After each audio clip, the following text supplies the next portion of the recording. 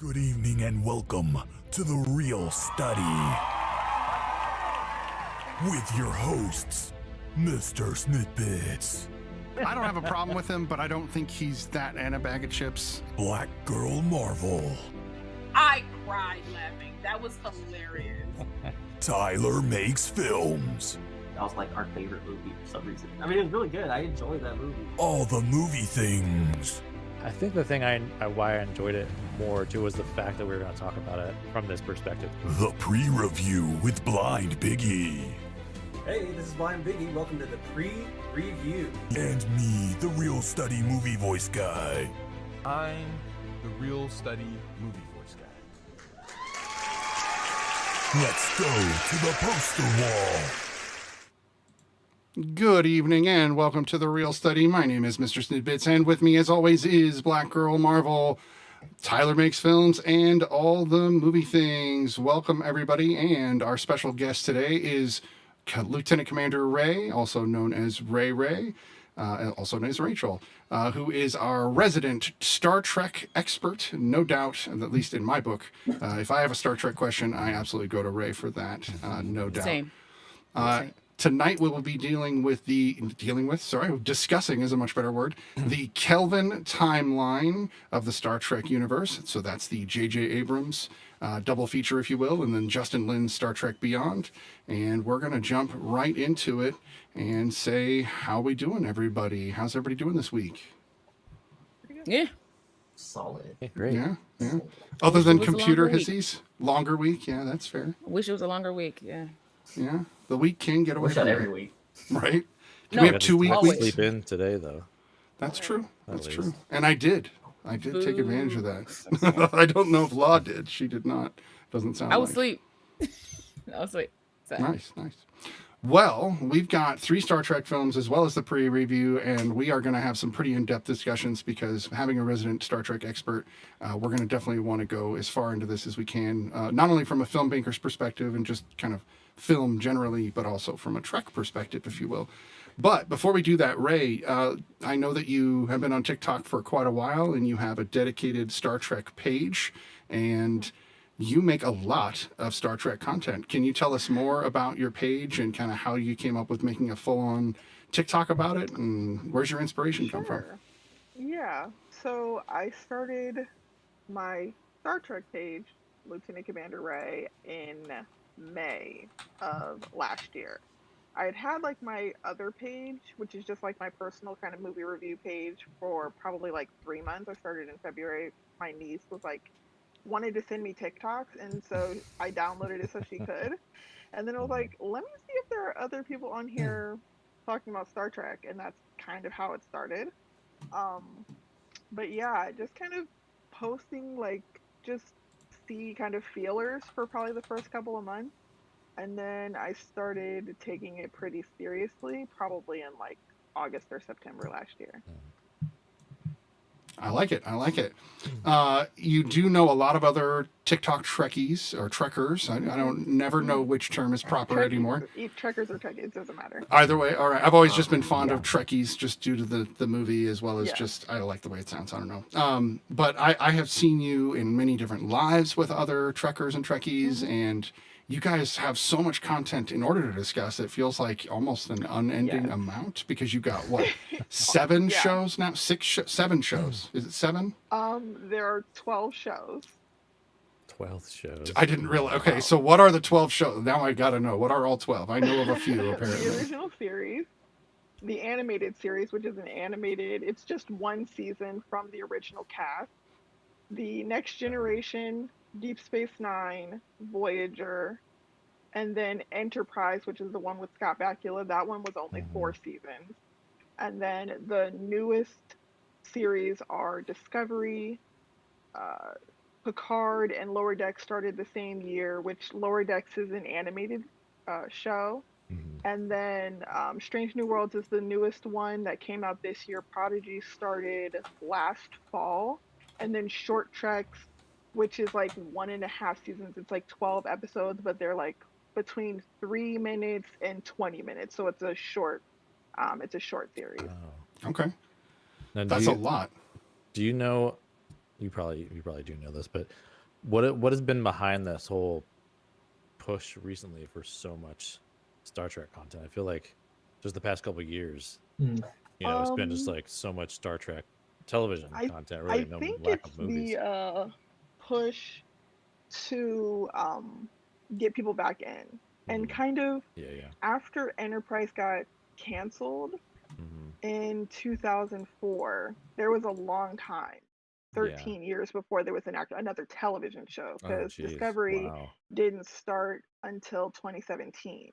So the Kelvin timeline kind of reinvigorated that. Like there was a lull, like the fandom was like really feeling it. At the cancellation, it was the first Star Trek series to ever be canceled, ever. And it took a lot for the ratings in that show to drop to a point where they didn't make any more shows. Oh wow! And I think because the Kelvin timeline was so successful, that they were like, maybe we should do this. Let's get back in. And I think the quality of the shows, as far as visually, has improved a lot. I don't really care about that because I mean the old shows were made with baling hay. They were it was nothing. Right. But yeah, I think the movies saying yes, people are still interested in Star Trek is what made it kind of the resurgence that it is. Nice. Wow. All right. And now it's getting a 4th movie too now, right? I heard. Correct. Yeah. So the 4th movie is in the wings, but they're making it. Yeah. I was going to say it's delayed right now. Is that correct? Yeah. I think we just sent an article about that. I didn't know Noah Hawley was writing it before it got like shelved at one point. The guy who did like Fargo and all that. I was like, that would have been sick. Like, interesting. Yeah. Well, there was that story too. The cast didn't even hear about it. Yeah. Like, the cast had no idea it was happening. Yeah, they were being asked, and they were like, "I don't know what you're talking announced about." it at like a big Paramount event, and then the cast was like, "Oh, what?" Chris Pine's like, we didn't know about this. Yeah. So, you've done so many different versions of Trek on your TikToks. I've seen you ask questions. I've seen you highlight episodes. You have a great course. I know that you've already suggested to Tyler about how to get into Star Trek, because this is his first kind of foray into Star Trek. Tell us a little bit about that series of TikToks you made, and then we can move on to the films. Sure. Yeah. So it was in December last year. So Watch with Mike, who I know is a friend of the podcast, mutual to all of us, I think. He mentioned that he had never seen any Star Trek. So at the time, I think I only had 7 episodes, and then I updated it a few months ago. It's 10 episodes from 4 of the shows. And I think it gives a little bit of breadcrumb taste of a couple of the different shows. So you kind of know if you like Star Trek. And which version of it you like. And once you kind of pick a series, it's easier to branch out. But it feels extremely overwhelming with no place to start. It's like, who wants to watch 56 years of television? Like with no idea where to go. The playlist has helped. I quite a few of my mutuals who are very new to Star Trek started with that playlist.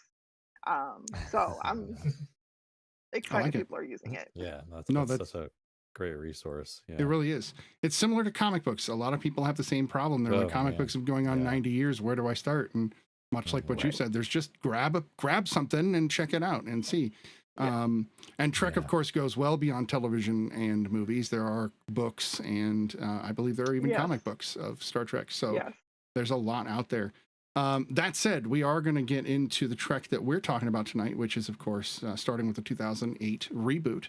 I'd call it a hard reboot almost, but it's also a sequel of sorts. It's a little both. And we get to revisit all the same characters, but with new actors. And we've got J.J. Abrams and all of his lens flare glory, going for this film.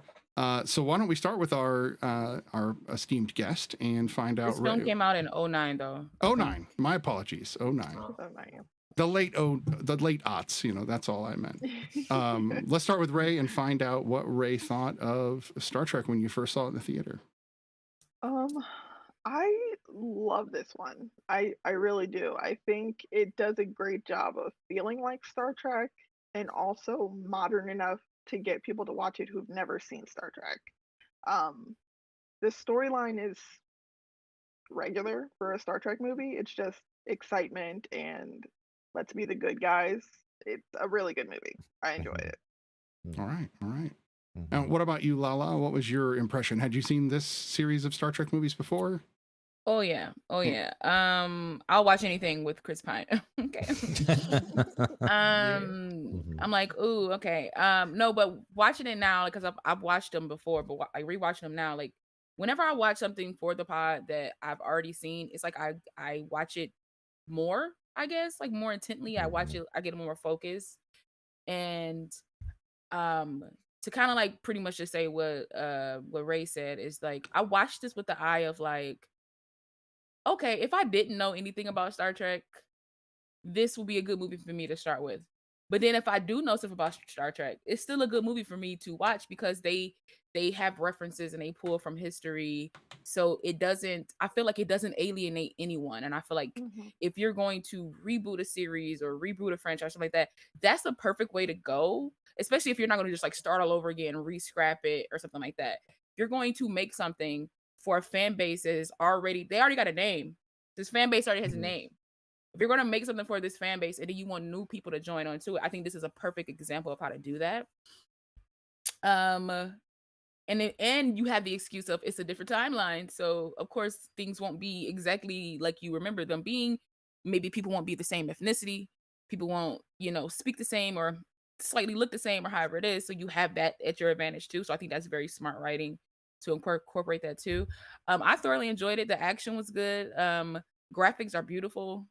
And they still hold up. I know it's 2009, but it's 2022. So technology changes. It's almost 15 yearly. years old. It's weird. Like it's crazy. Technology changes yearly, and I think it still holds up. I think it still looks beautiful when you see that ship just in the vastness of space. You're like, this is pretty cool. This is pretty.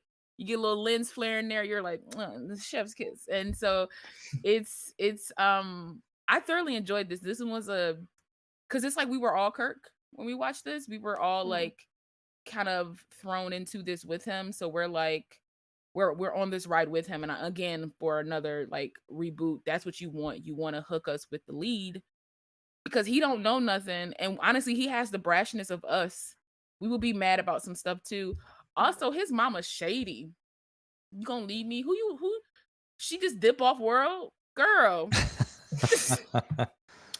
I never paid attention to that in the first one. I don't know. I just never paid attention to it when I first watched it. I was just like, he 10 or something, and you went off world, and they barely dip into that. Maybe that's one of my biggest complaints. Maybe, even though I still enjoyed the film start to finish, was that you never really explained where his mother went, why she went there, and then we only talk about her again in the third movie, and it's just like she don't matter again. No game. It's but I more about his dad, no doubt. Where there's no doubt about for that. sure. But don't show her then.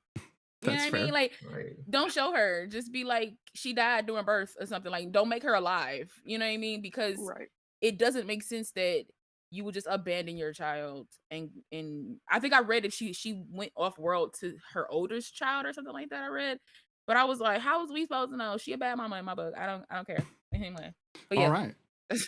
Tyler, you have never watched a Star Trek movie or a show at all. Is that correct? Well, I watched this trilogy. This is the only one I watched like a long time ago, and I've only watched it maybe like once across my lifetime. So it's a revisiting of your only Trek experience. Yeah. Okay. So what was your initial impression, and then what did you think this time around? I mean, everything they said. I was surprised to find that a lot of the visual effects are really good, if not kind of better than some of the stuff we've been getting this year too. Again, like I talked with you guys before, where J.J. Abrams, I think he's just really good at reinvigorating franchises like Star Wars. You can tell in this Star Trek movie, like rewatching it now, he really set up the groundwork for what was going to eventually be him doing Star Wars. Right. Like especially the music. I meant to say that the music was giving me hella Star Wars. I was like, or even when they do the warp was very similar to the whole. Oh yeah. I was like, I see you. JJ, you're not sly. Like, I did enjoy the cast a lot. I would say because J.J. Abrams, like, he does just, for the most part, this movie's really good at just setting the groundwork. I think it still leaves a lot to be desired as far as, like, I enjoyed watching the dynamics and relationship between characters, but I think the one that got focused on the most was Spock and Kirk. Which, yeah, I guess that's the point. But I kind of wanted more of the other characters. But I was thinking maybe like he's setting up for the next movie, but the next movie wasn't even going to happen until what, like 3 years later, right? Yeah. Yeah. But overall, yeah, like this is a really fun movie. I thought it was a lot more dramatic than I remembered, and then when I went back, I was like, oh, this is fun. Like, yeah. All right. How about you, Brian? How many times have you watched Star Trek 2009? This one I've seen the most out of the Kelvin timeline. I really love this one and have a lot of fun with it. Yeah, it's beautiful to look at. I love the cast. They seem to have some great chemistry. And I do like the idea of like trying to bring in these, like maybe some new people into Star Trek, as well as carry on, keep the fans, the current fans still loving Star Trek, so although I do, as far as and Ray, feel free to like jump in here, but I have heard or felt that there's been some controversy about the Kelvin timeline among some like Star Trek hardcore purists, fans, like hardcore.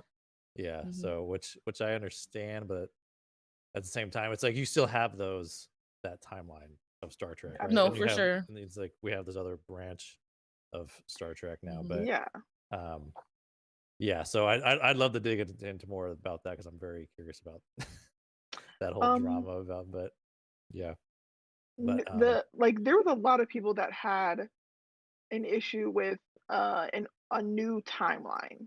Yeah, because for up until this point, everything in Star Trek was just one timeline. Right. So splitting the timeline was like people lost their minds. Our brains like, are mush now. Like how can I follow along? Yeah. Like, you're a Star Trek fan. You should be able to take in continuity in two separate timelines. Like there at least once every series they do a time reset. There's definitely always time travel. Yep. Oh yeah. I mean, every series does it. So a new timeline that's an actual, it's not a time travel where they go back to the original. Yeah. So yeah, people did not like it.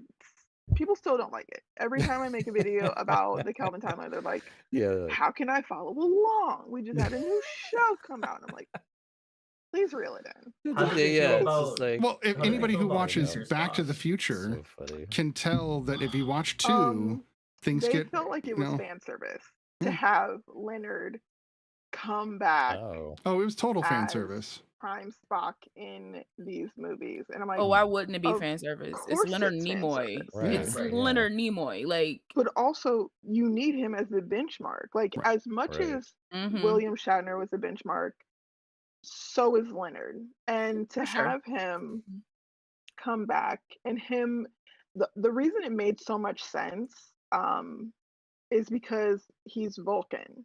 They could have easily had William do it, but it wouldn't have made sense. He's already been dead. He would have kamikazed the Nero ship anyway. He wouldn't have actually like do anything. Right. Yeah. And be alive. He's 180 years old. Yeah. It was illogical for William Shatner to for sure. See what I did there? Illogical. Yes. Sorry. To come back and kind of hold together that first movie and reintroduce, it's like holding their hand almost, like, hey, it's okay.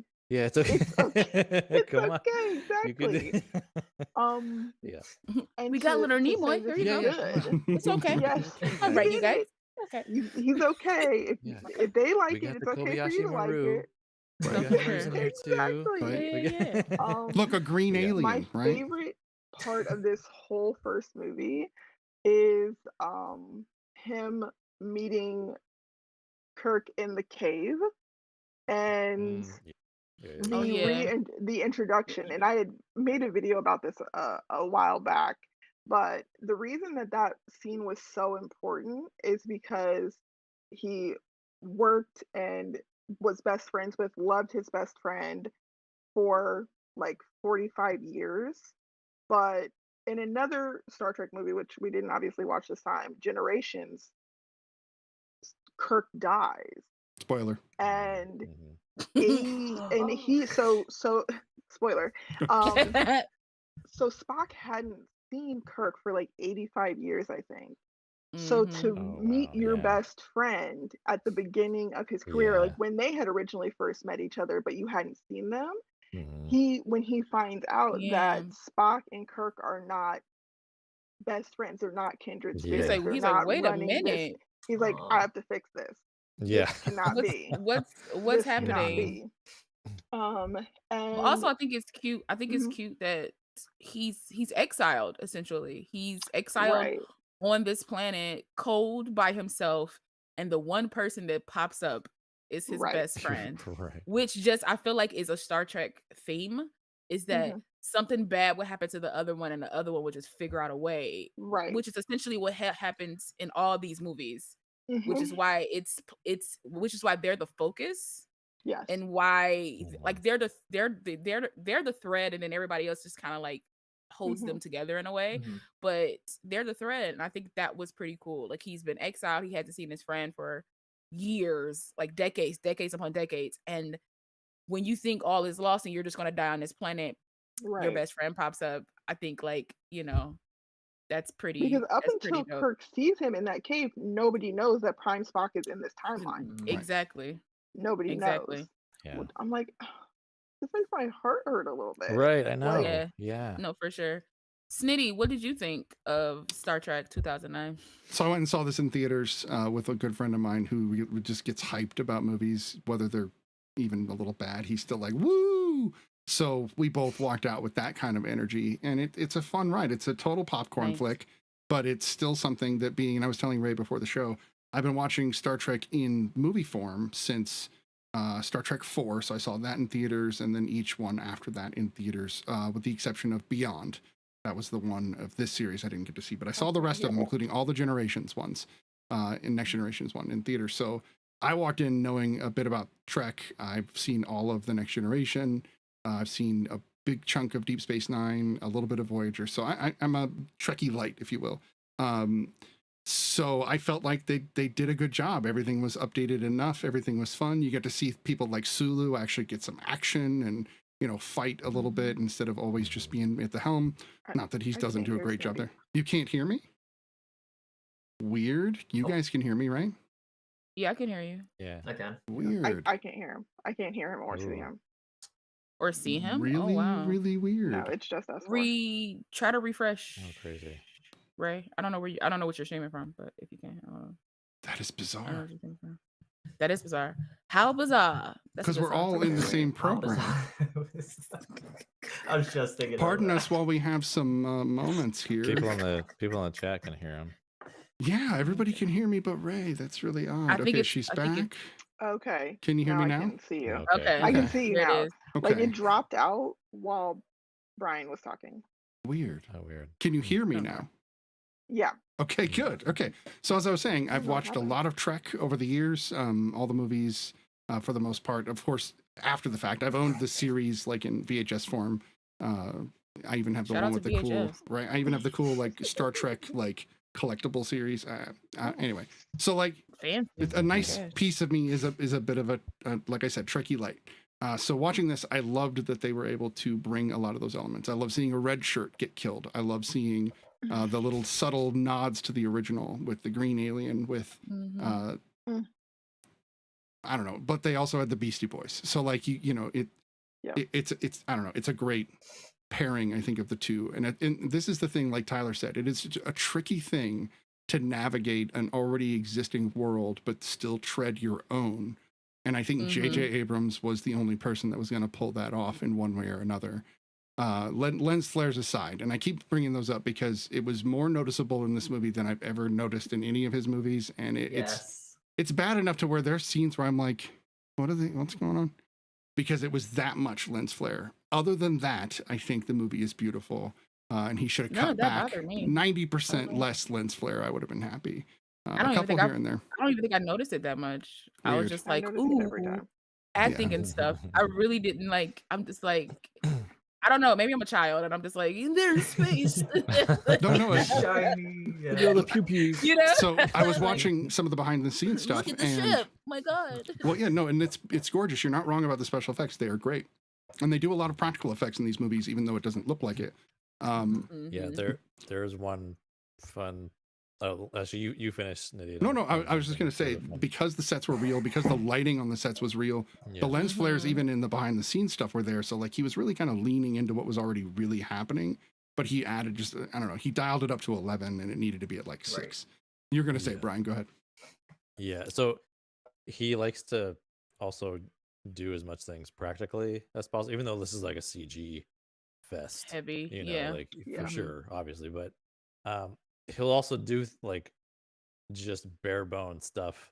And I was looking at some research for like the cinematography, and that scene where they're and it's in this film when they're falling towards the drill, the three of them, you know, and like Sulu, Kirk, and the other red shirt, the dead dude, the dumb dead dude, yeah. So there's, my God, I think it's after Sulu falls off of the drill and Kirk goes after him. There's like this close-up shot of Kirk, right? That was done with using a mirror outside the Paramount like lot, basically. He's standing on a mirror. That's how you get the sky behind them, and they use it, and he's like shooting a camera down, and J.J. Abrams is literally like shaking at the camera. Like, I love that's it. what they did. That's the magic box that he does. That's his magic box thing. Just for that shot, like that's it's giving Sam Raimi Evil Dead. That's what it's giving. Yeah. When you look at it, you're like, oh my God, that could totally be done that way. I was like, I do want to say it not as like a down on J.J. Abrams, but sometimes, you know, when you have, if every shot is dynamic, then no shot is dynamic. Like for sure. Kind of felt like Michael Bay. We were just talking about that. That's no, you're right. Yeah. If you do everything from a down low shot, everything's supposed to look actiony, and you get to a drama moment, and you're shaking the camera. Right. Yeah, if every shot is moving and moving, and moving, then like then it's they're just talking. Right. That guy's dying right now. Shouldn't it's just a normal conversation. What are we doing? It's a bit much. A scene where I don't know if they did this intentionally or maybe I'm just like making stuff up. I don't think I am though. But it's a scene where I believe it was in this first film where Kirk is at the helm and he's sitting down, and I think he's talking to Nero. I think he's talking to Nero, and they do that very close up shot like of his face. The scar on his face looks like the Starfleet insignia. It does. I noticed that exact same thing. It totally did. A bloody. And I was like, and I was like, did they do that on purpose? I know. I'm willing to bet they did. I'm willing to bet it. I would bet it. I noticed that too. This time around, I noticed. I never noticed it before. No, I never noticed it before. And this time, I was like, wait a minute. I was like, wait a second. I liked it though. I mean, I was like, you could take it. You could take it like in so many ways of him like bleeding for Starfleet. Like, you know, some oath or contracts are only done in blood. Like sometimes, you know what I mean? Like, you know, I don't know. I love it. Or was Spock wearing one of those rings, and then he's like, I think Vulcans are strong enough to just knock a nice little chunk out of your face. I think so. Let's talk about some of the casting choices because that made me laugh. Right. Some of these casting choices are very interesting because for me, the one that I think everybody agrees hits pretty darn well is Zachary Quinto. I think he embodies Spock very, very well. But I think the person that hits the mark even tighter than that would be Carl Urban as Bones. I think he embodies Bones almost to a T. And he's the one person out of the entire cast that when he walked in and apparently did the reading, he did it, you know, like DeForest Kelley did. And they were like, okay, you're that's fine. You're Bones. And he's the only one they wanted to. An actual Trekkie. Right. And he's the only one that they let do an impression of the previous person. Everybody else, they were like, do your own thing. Don't try to be Leonard Nimoy. Don't try to be William Shatner. And he did Carl Urban is Carl Urban though. Right, Carl Urban is like, oof. He's goated in my opinion. Like he's goated. Like I've been watching Carl Urban since I was a child. Right. He's I like, know. dude was Yeah. Cupid on Xena, and then he goes from that to being like Oh my god. the Yeah. boys. Wow. Like he's just the That's going span of back. his career. Like I've been a Mhm. fan of his for quite some time. The span of his career is crazy to me. Of all the things that he could play, Mhm. and the fact that he loves this series probably just as much as anybody else that calls themselves a fan. Mhm. Let him do it. Let him do it, man. Like I'm not mad at that at all. Let him Oh do yeah, it. he did good. The one person. Plus, he was the sorry. comic relief in this whole film. No, I'm Oh, sorry. yeah. He was. I'm just saying Yeah, he he was did like add some. in all three films. Not to say that like Yeah. Chekhov didn't have funny moments or Scotty, I because love Chekhov, Scotty, like but yeah. Scotty has fun, like funny moments, and even like everybody has a funny moment. Even But Kirk to has some funny me, moments. like even Kirk has some, you know, like Spock. You're like, okay, Spock, you gotta. It's stern, but it's funny. Like okay, but McCoy was like I felt like he was kind of our sensibilities, because he was just like, space is like a dark place and we gonna die. So while we I Yeah. need you to here, watch the Or original death and- series. I just need it because if you like Bones, if you like Carl as Bones, you would like DeForest more. Yeah. I Oh yeah. promise. Yeah. Yeah. Okay. I'm yeah. getting there. I'm getting Yeah. there, Ray. What you guys don't know, or maybe you do know, I don't know if you know, but people out in the multiverse of the worlds don't know, is that like me and Ray have this thing where, and we might get, I think we'll get back into it after I watch the first season of what is it? Strange New Worlds. Strange New Worlds. But we were doing this thing where she would give me an episode, like a random Star Trek episode, doesn't matter where it was from in the series. It could be like episode 15 of Deep Space Nine or something like that, season 8 or whatever. It was just whatever episode she wanted to give me. She'd give me like 2 episodes. I would watch these episodes and then we would go live on TikTok and talk about them. Oh, fun. I've And caught it a was few like of an those episodes. of Yeah, you guys and it was going just live, like so. it was just like an interesting thing, especially from like from somebody who has all this knowledge, and then for me who has none. I have the Kelvin timeline. That's what I have, and it's not even that strong. So so it was like a very interesting thing, and it actually made me, because I've always wanted to get into Star Trek, but just never had the time. And then it's so vast. I'm like, where do I start? And so she was just giving me like bits and pieces. I was crying at episodes. I was like, why am I watching this at work? Why would you do this to me? It was the whole thing. So like, did you ever have her watch Darmok by chance?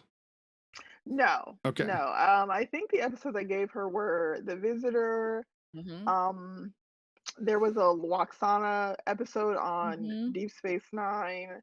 And a Voyager episode, which was you gave me like 7 of 9. I watched, like, I'm obsessed with 7 of 9 now, so now I gotta Great like character. get into that whole thing. Yeah. So She's a spectacular character. yeah, I think hearing a lot of the Borg backstory really helps with her as well, because knowing why 7 of 9 or 1 of 5 or whatever it may be, is very interesting. I being a Next Generation person, I love the Borg and kind of everything, you know, to do with those episodes. Well, of course, they're the big bad, you know, in Star Trek Next Generation. You do need to watch Darmok eventually. It's a Next Generation episode, and it's philosophically very interesting. I'm gonna get there. Yeah, it's great. Get there. So we can't divert too much because we do have 3 films we have to talk about. For sure. We could easily talk about all of. We could do I mean, obviously there are podcasts dedicated to just Star Trek. I think the one miss for me as far as casting, and people are going to probably disagree with me, but I've always kind of felt weird about Chris Pine as Kirk. He does fine. He does fine, right? I know. He does turn off your fine. camera, Ray. It's okay. But it's you can. You do it all the time. But it's I don't know. He just I don't know. He doesn't excite me, I guess. I wasn't as convinced by him as I was all the other actors. Let's playing invite the you other on roles. this podcast and then dog on your shit favorite about- stuff. So like Anton Yelchin as Chekhov, I think is phenomenal. He's also literally of Russian descent, and so he fits the role almost perfectly. Zoe Saldana, you know, as Uhura, amazing. Already talked about Urban. I liked Zoe as I did. as, I you don't. know. I personally don't. Oh, Really? Simon Pegg. I don't is dislike good. what she did. I don't dislike what she did. I dislike that. I'm not saying that she's not a Black woman, not to make this political, but it's just that whenever they need a Black woman, they cast her, and I'm just like, I rarely see her identify as It is one. definitely But a divergent choice. Yes. yeah, it's very it's like, again, I've watched pretty much everything she's been in. Center She's Stage, like the anyone safe like? choice. But she's like the safe. Right. She's like the Gotcha. safe choice. If you're True. like any movie Yeah. I've seen her in, she'll have like black yeah. parents, and a part of me is like, girl, aren't you mad that they don't cast like Puerto Rican or Dominican people to be your parents? And he's like, you just, but I'm just like, I ain't getting roles, so live your life, be great. She's like, let me just be the blue alien, the green alien, Right. all of them. It's fine. She hands down one of the most successful female actors of our time. Like, I can't fault her for her, but again, I feel like it's a safe choice to cast her, and I'm just like, okay. Not to like divert, but they did the same thing to Gina Rodriguez. So it's the industry's fault. It is. I don't blame her at all. I really don't blame her at all. I'm still a fan. You got to take the roles you can get, You could get, for sure, and I understand that as like a grinding actor myself. You just take the stuff. Like, I'm literally playing a carnivorous peanuts plant in this sketch show that I'm in. We're going to definitely have a small segment about that later on. We got to definitely talk about that further. Continue. Not to divert more, but continue. Can I go ahead? Can I please talk? Yeah, go ahead. I have to talk about Kirk for a second. I understand why he seems like not a good choice to you, but he's actually probably the best casting in the franchise because he actually, where his performance is not like William Shatner, it is most like the character Kirk, and I want to separate the two because the character Kirk is supposed to be confident for no reason, right? He's beat all the odds. It seems unlikely. He's also extremely smart. I think that they did a good job at conveying how intelligent Kirk was. It was supposed to look like it came easy to him because it did. He's super cunning. And I think when we get to Beyond, I'll explain that a little bit more because I think that's the best version of the performance he gave. But it makes the character Kirk embodied a little bit better in how quick and on his feet he was. He was able, he's as quick in the command field as Scotty is in engineering. Scotty is MacGyver, right? He can make anything out of anything. And Kirk being able to figure himself out of being marooned back to the captain's chair is only something he could have done. I think Chris's performance as Kirk gave life to the character in a way that probably Shatner Williams felt like a campy performance. I don't get me wrong. I watched everything he did as Kirk, the whole series and all 6 movies, and this was a version of Kirk that I actually liked. It made sense that he was as confident as he was. Where in the original series, he really was like, sir, how are you this lucky? It really felt happenstance and not on purpose. It felt like plot armor in the series. Exactly. Absolutely. But in the films, you felt like he earned that type of like, in a weird way. So I get that. All of that, I take it. I do. And I do understand what you're saying. No, but. I was actually, but, and genuinely no but. I was just thinking about how this character almost realizes that his saving grace is plot armor, and he knows that luck is on his side no matter what. He even mentions how, I don't know Spock, but it's a gut feeling that I have. And he just knows that this is the right path to take, period. And there's no questioning him, because if you do, everybody might die. And they do, in all 3 of these movies, they kind of lead to showing you that. So I do agree, they embodied parts of Kirk, no doubt. I mean, technically he died. Maybe it's just me and Chris Pine. It could just be me. I don't know. Maybe I don't... Well, Pine's a gem. When he dies, though, it is. Oh, don't do the snort for him. That's messed up. It's all good. When he dies, though, in the series, I know you guys will eventually watch it, but when he dies, it's to save the freaking galaxy. Like, it is not like he's literally saving the galaxy. So, to me, that's, you couldn't kill Kirk any other way. No, he has to go down swinging.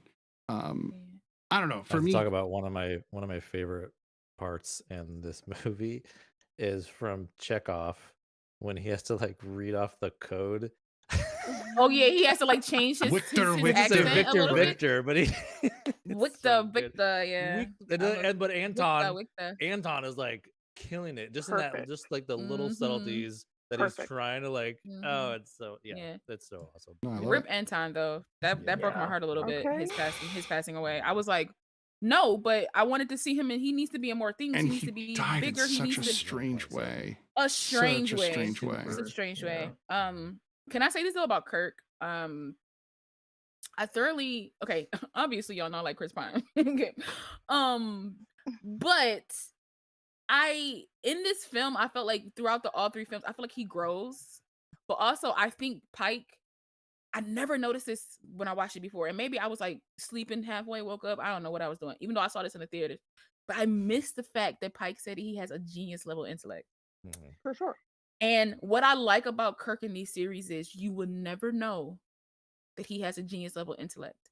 Because I feel like smart people don't have to say they're smart.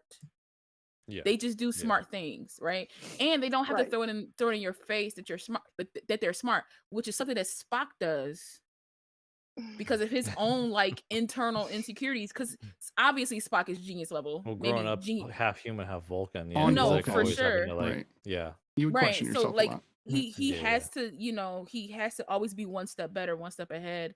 Yeah. And as a Black woman, I get that.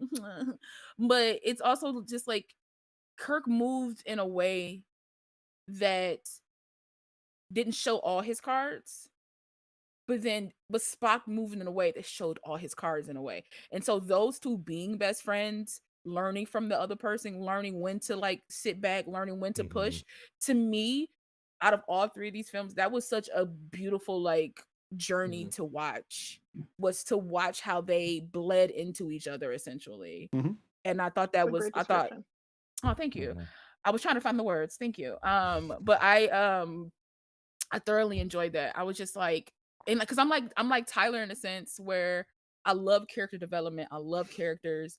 Like sometimes you don't need explosions and big things to happen or massive sets. If you just have two people in a room doing a thing and it's amazing and the acting is on point and maybe some strings and horns and music in the background, I'm fully integrated. I'm fully in. I don't need anything else. Like I'm just there. So to me, in this vast world, that connection was like a lifeline to watch. It was nice. Yeah. No, they did a good job of having the three main characters still feel like they are the three friends that they are. You do feel even with just Bones and Kirk, right there, the first time they meet on the shuttle, they hit it off almost immediately. And Bones goes right into him right away. I love the sequence where he starts stabbing him with different, vaccines and I love that whole thing. Stop it! His tongue was swollen. Stop it! His hands are big. Yeah. It was good. And I just like that everybody has different dynamics in their friendship.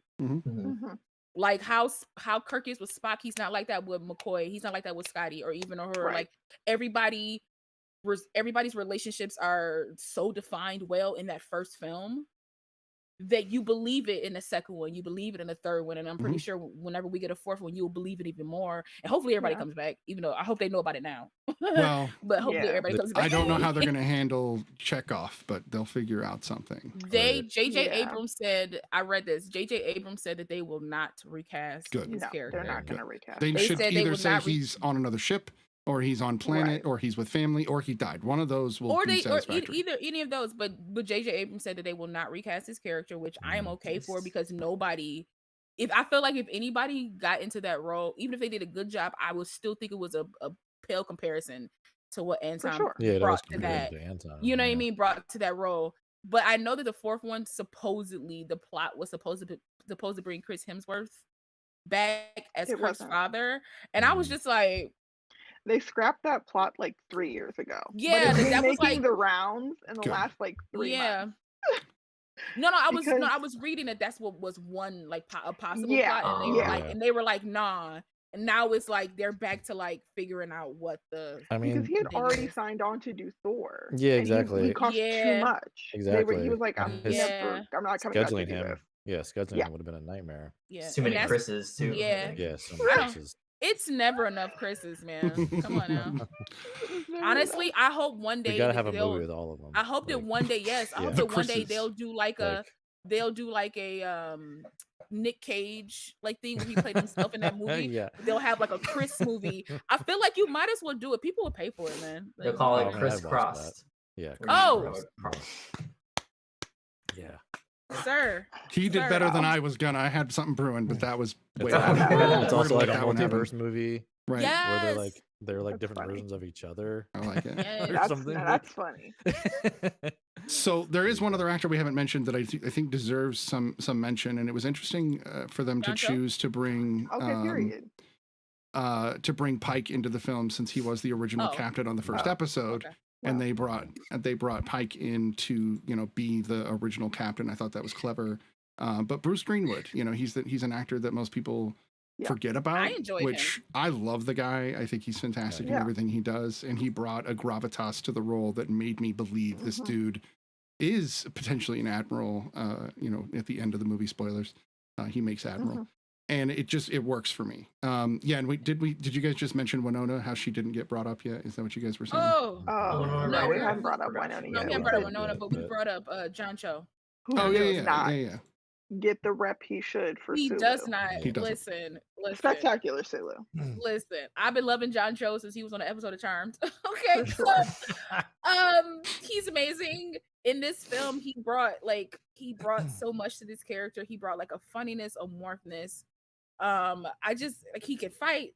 I think it's in the last one he does this, but we'll get to it. But I just love when he's like, Mr. Sulu, like, can you fly this? And he looks back like, are you kidding me? I was like, you better let him know who you are, boy. It's a callback to the Voyage Home when which is the fourth movie. Nice. And when he goes to check out the helicopters so that they can fly the transparent aluminum. Yeah. And the guy asked him if he's ever flown a helicopter before.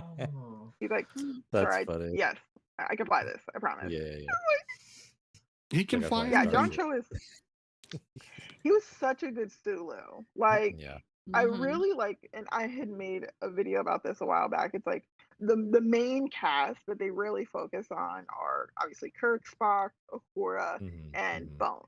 But let's not forget that Chekhov and Sulu were there the whole time.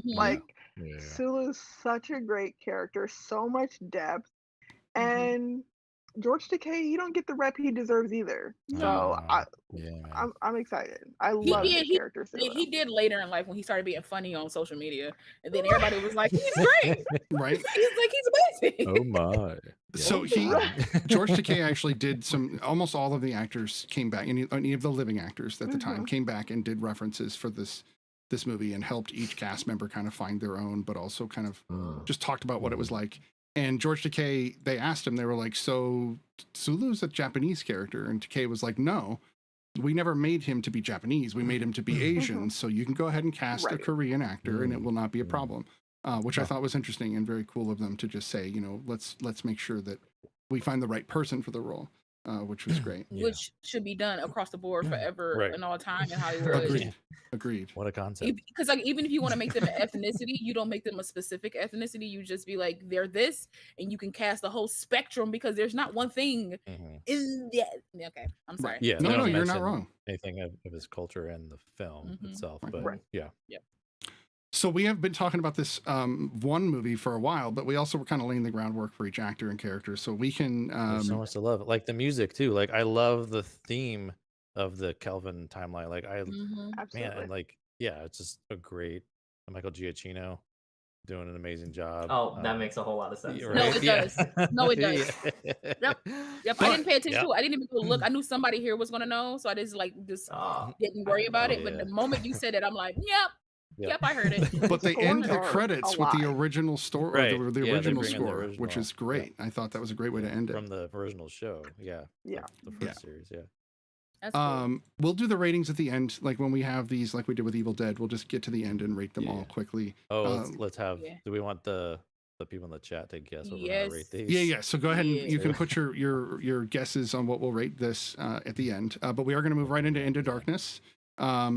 We didn't get as much time to talk about the plot in one, but it's okay. It was really just a lot of. I mean, it's a pretty typical plot, other than. Like, there's nothing like. Would you guys say there's anything other than the time travel stuff that really stands out as unique in honestly, the first if I'm one? being totally honest, you talking about the first one? Go ahead. Yeah. No. Does anybody have anything other than? anything that stood out as like, oh, this is revolutionary or this is great. I'm loving. I It feel was like just an I feel origin like it's a story with a I feel time like it was a travel paint thing. by you know? numbers. I think it was a paint by numbers origin story. Just it was Star Trek, so and it's one of the first we've seen in a while. So it's just like Right. it stuck with Yeah, it you was in a a way. But it was fun. paint by numbers. It was a Yeah. fun way to like play with all these characters in this world that we already Mhm. knew and we're Mhm. so familiar with. Well, for the Mhm. most part, but also a way to Yeah. introduce it to a new fan New base. people. Yeah. Yep. So Into Darkness, we've been with the characters for a little while. I think it's like a year later that we pick up with them again in their world. But for us, it's 4 years later. And what's weird to me, I weirdly am going to take the kind of beginning of this just because this movie has changed for me. When I first watched it, I absolutely loved it.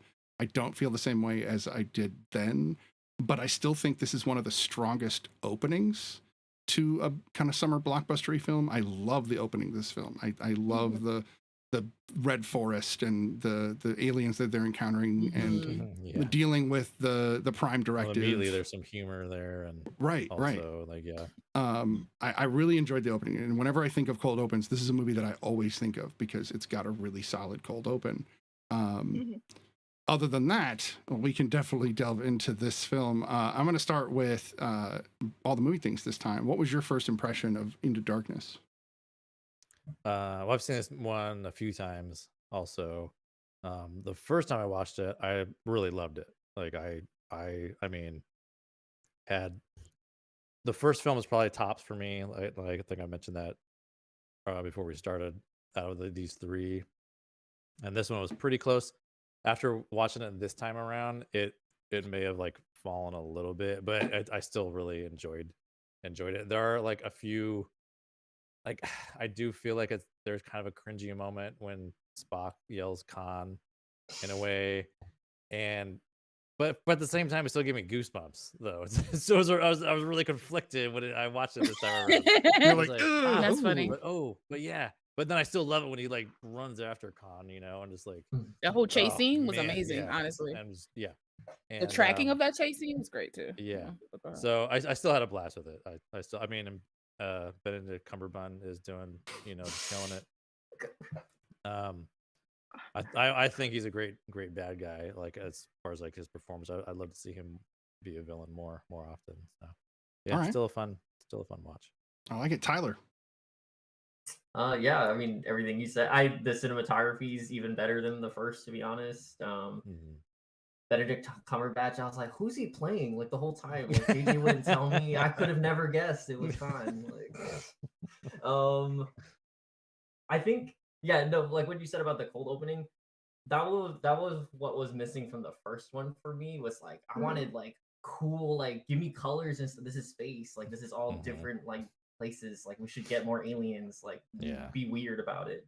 So I think like them getting like a budget and now people on board, they're like, yeah, well, we're gonna go there.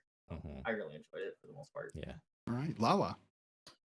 I enjoyed this film because I have no previous knowledge of anything else. I can't compare it to anything. I can't be like, well, this now I can pick out moments. Have you not seen Star Trek 2 before? No. Before this? Okay. That's not at all. Gotcha. Not even a little bit. But because I'm like I grew up in this world, essentially, I know that him yelling Khan is like a thing. I know, you know what I'm saying? I know that I think he yells Spock at some time, and I know that's a thing. Like I know that certain things are things. Like even the first one, I was like, this might be a callback, but I don't know, but I think it is. But it just you could feel it, because sometimes callbacks don't lay right in a scene, and you're like, oh, they did that in the previous thing. Oh, okay, that's cool then. They did that, but I enjoyed this, like just like what you guys pretty much said. Like I enjoyed like the other world and the colors, because my thing is, I made this comment on JJ's Twitter that like she was talking I thought you meant JJ Abrams. So did I. No. I did not know our friend JJ. Sorry. I mean, but I do that too. I leave messages on like all celebrity stuff because you people, I don't care about y'all. I don't care about you. Get that blue check. No, no, but $20 a month for soon. I know, right? Less now anyway. Which is crazy. Yeah. But I left RJJ. RJJ. I left a message on hers because she was talking about like Star Wars. Yeah. And I was like, the only thing I don't like about, as much as I love Star Wars and I've loved everything that's come out, even the controversial stuff, I still enjoy it because it's just add layers to Yeah. the universe. Right. The things that I don't like is that there's such a lack of representation in a galaxy far, far away. That makes no sense to me. Yeah. So, you know, so to We me, got Star Trek crazy in a way, aliens, but we don't. but there's only one specific color Right. that I'm just like, okay, that makes no sense. But Mhm. to me in Star Trek, it's like it's not only like different colors, but it's different species, it's different everything. So like when I watch a Star Trek anything, that's what I want to see. I don't want to see I literally want to see people and species that don't look like me. I want to see some that do look like me, but I really want to see some that don't look like me because the designs that like Gene Roddenberry, like this world that he's created is amazing. And why wouldn't I want that? Like if I just want to see humans, I'm gonna go watch a different movie or something. Like I come to this for other things. So the fact that this one they push towards that a little bit more. But even in the first one, you can see the like certain like crew members like of the Starfleet were different species. And I was like, yo, I never noticed that beforehand because sometimes they'll be like so like olive color that I just bypass them. I'm just like, whatever, it's another one, like it's fine. But me really paying attention this time, I was just like, oh, like look at the eyes on that one, like look at the look at this, look at that. And like this film kind of added to that too. I agree with Brian. I would love to see, I really think watching Benedict in this and knowing who he is now and now going back to like Doctor Strange, all that kind of stuff, he's very underutilized in this world. To me, some of his best roles is this and Sherlock. And I feel like nobody's giving him the meat. Maybe I need to watch maybe some other stuff outside of Marvel that he's done. I haven't really caught that stuff, but I just feel like they don't give him enough to eat while he's doing these roles. And I felt like this was a meaty role for him to play because not only is it like dripped in legacy, you know what I mean, but also it's like it's a villain and you can always have fun with a villain. If done but right. I will say this, if done right, for sure, if done right. But I will say this though, I enjoyed everything about this, but to me this was Spock's film. To me, the first film belonged to Kirk. To me, this film belonged to, and I know that like spoiler alert that Kirk like dies at the end, but I know, right? My bad, Tyler. My bad. I know he like dies at the end, or did he? Shout out to the Tribble for the cause. If you watch the movie, you'll get what I'm saying. That is one of the most cringe parts of the film, but we'll get to that. But you know what it gave me? It gave me Gremlins vibes when they would get caught up in water and they would just start bubbling and then like poop, poop, poop, poop, and like little gremlins would start popping out. It is so but I enjoyed like the fight sequence between him and between Spock and Khan. I enjoyed that whole running. It built up an anticipation in me. I'm just like, get to him because you're angry. Man, he was pissed. I was like, get to him because it's one of those things where it's like, if you go back to the first film and you pay attention to how Spock grew up, he didn't have friends. And then for him this whole time to realize that he had a friend. And for him to realize that he had a friend and that friend dies, the moment he realizes that he had a friend, that broke my heart. It broke my heart. And then for him to just be full on, like, I'm coming to get, I was like, get him. Even though I've seen this before, I'm still like, his hair was, he was running so fast, his hair was being pulled back. I know, it was like, I was loving every bit of that bang yang. That bang yang was moving. You understand me? I was loving every part of it. I just felt, it's when you can feel like the momentum of a film while you're like sitting down watching it, that means a lot. That does something. Like that. You know what I mean? Like I could feel like, especially even though it's cringy, Brian, he yelled out like, ah! I know. Like, you know, it's cringy. Like I mentioned in the chat too. I was like, it is tough trying to separate, because like I love Wrath of Khan. I mean, I love that movie. It's still like thinking about those ear things. Still, just like they're so vicious. They're man. so gross. I fast forward every time. Really, still, yeah. No, they gave me nightmares as a kid. Yeah. It was so bad. Yeah. Well, damn, me and Tyler need to watch this. Yeah, Like, wait a second. Now, I will say this. You got a long Tyler. You do need to watch. Well, you don't need to, but I suggest watching the episode that connects to Wrath of Khan. And I actually say watch the motion picture first, as much as I don't like the motion picture very much. It has a lot of problems. Lean forward. It, Yes, lean forward. it has some issues. It's fine. It's got a great premise, but Well, Ray, there are speak it, some Ray. stylistic choices in that film that I struggle with, especially like the 10 minutes of blah blah blah. You know, I struggle with that part. But it's fine. It's worth laying the groundwork for Wrath of Khan. So you watch those two things first. How should we go, Ray? Because Ray's like, No, like, wait a minute. I actually I posted a video just this week because somebody had asked me that question, like what movies to watch other than the Calvin. I would say for reference and completion, watch all of them. But the motion picture is a 0 out of 10. It's a terrible movie. It's terrible. She's not wrong. It's really not a good it's movie. really That's hilarious. It's so slow. It's so full of just It's like 2.5 hours. Oh, and it should have only been an hour and a half. no, Like, it's a really the whole nebula scene alone they could have cut 10-15 minutes off of. Like it's pretty bad.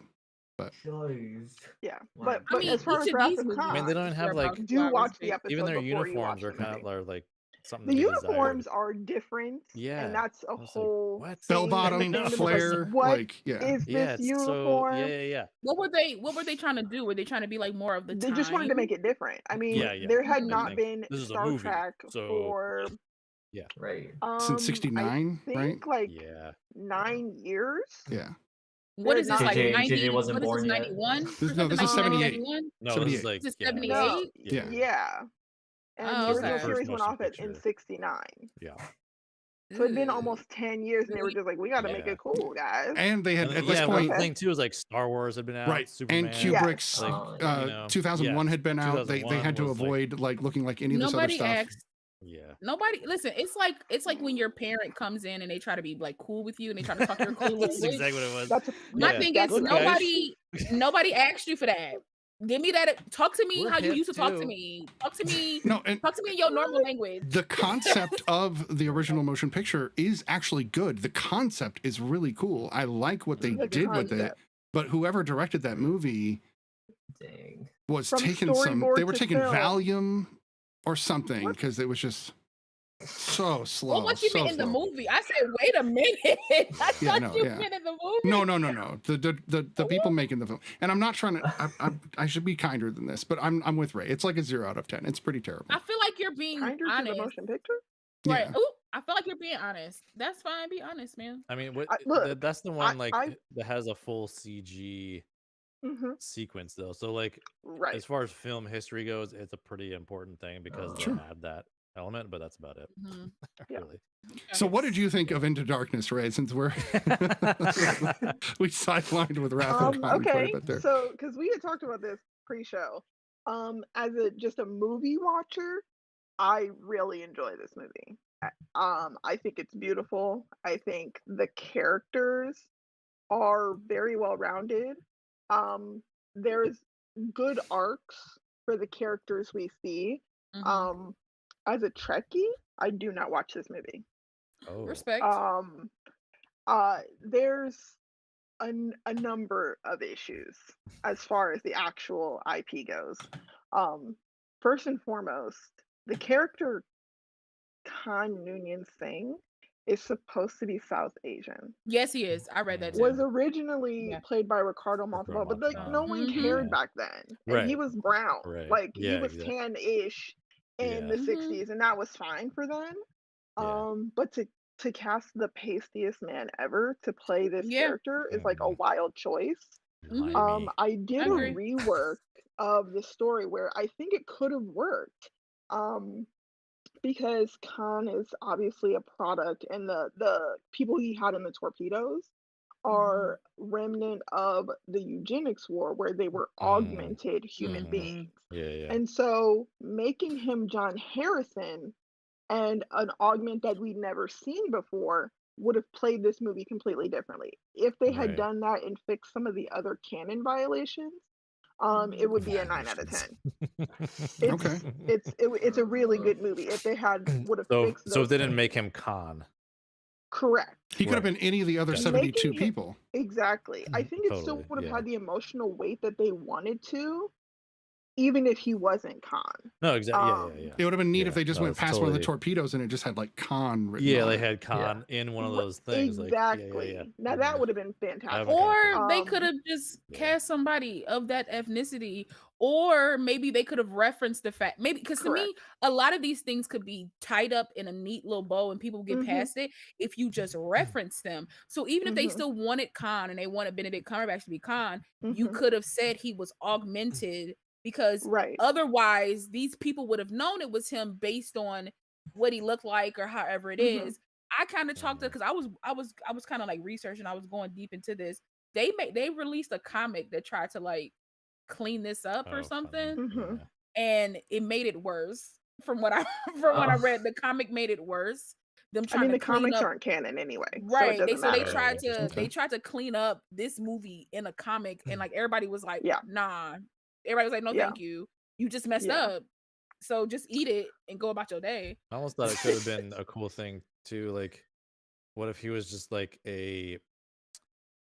not necessarily a copycat, but he's like the actual Khan had passed, and he was like Mhm. taking up Dread the Pirate mantle Roberts. Right. of Oh, Khan. yeah. You know what I mean? Right. Mhm. Yeah, Yeah. that Yeah. would have been. Because I it would make mean, sense, No, because this is a that makes Kelvin sense. timeline, right? So y'all could have literally did some right. timey-wimey Oh, stuff totally. Yeah, to Correct. make a done anything they whole wanted. different Yeah. Khan. Like, Yeah. Well, in a sense, they Little- did. Yeah. I mean, I'm going to say that they did. So the fact that he Right. was found by the admiral rather than by Kirk's, by the Enterprise, because they Mhm. weren't in the same place they would have been, because Kirk was behind Mhm. in his own timeline, getting to being captain.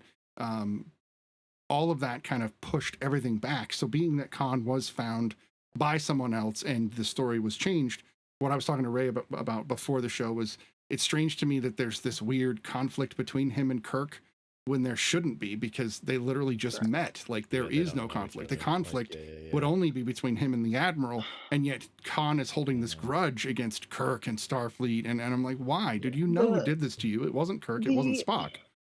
th- it's a very flimsy plot, and here's what I'll say about that, because again, in the prime timeline, there was a decade's worth of history why Mhm.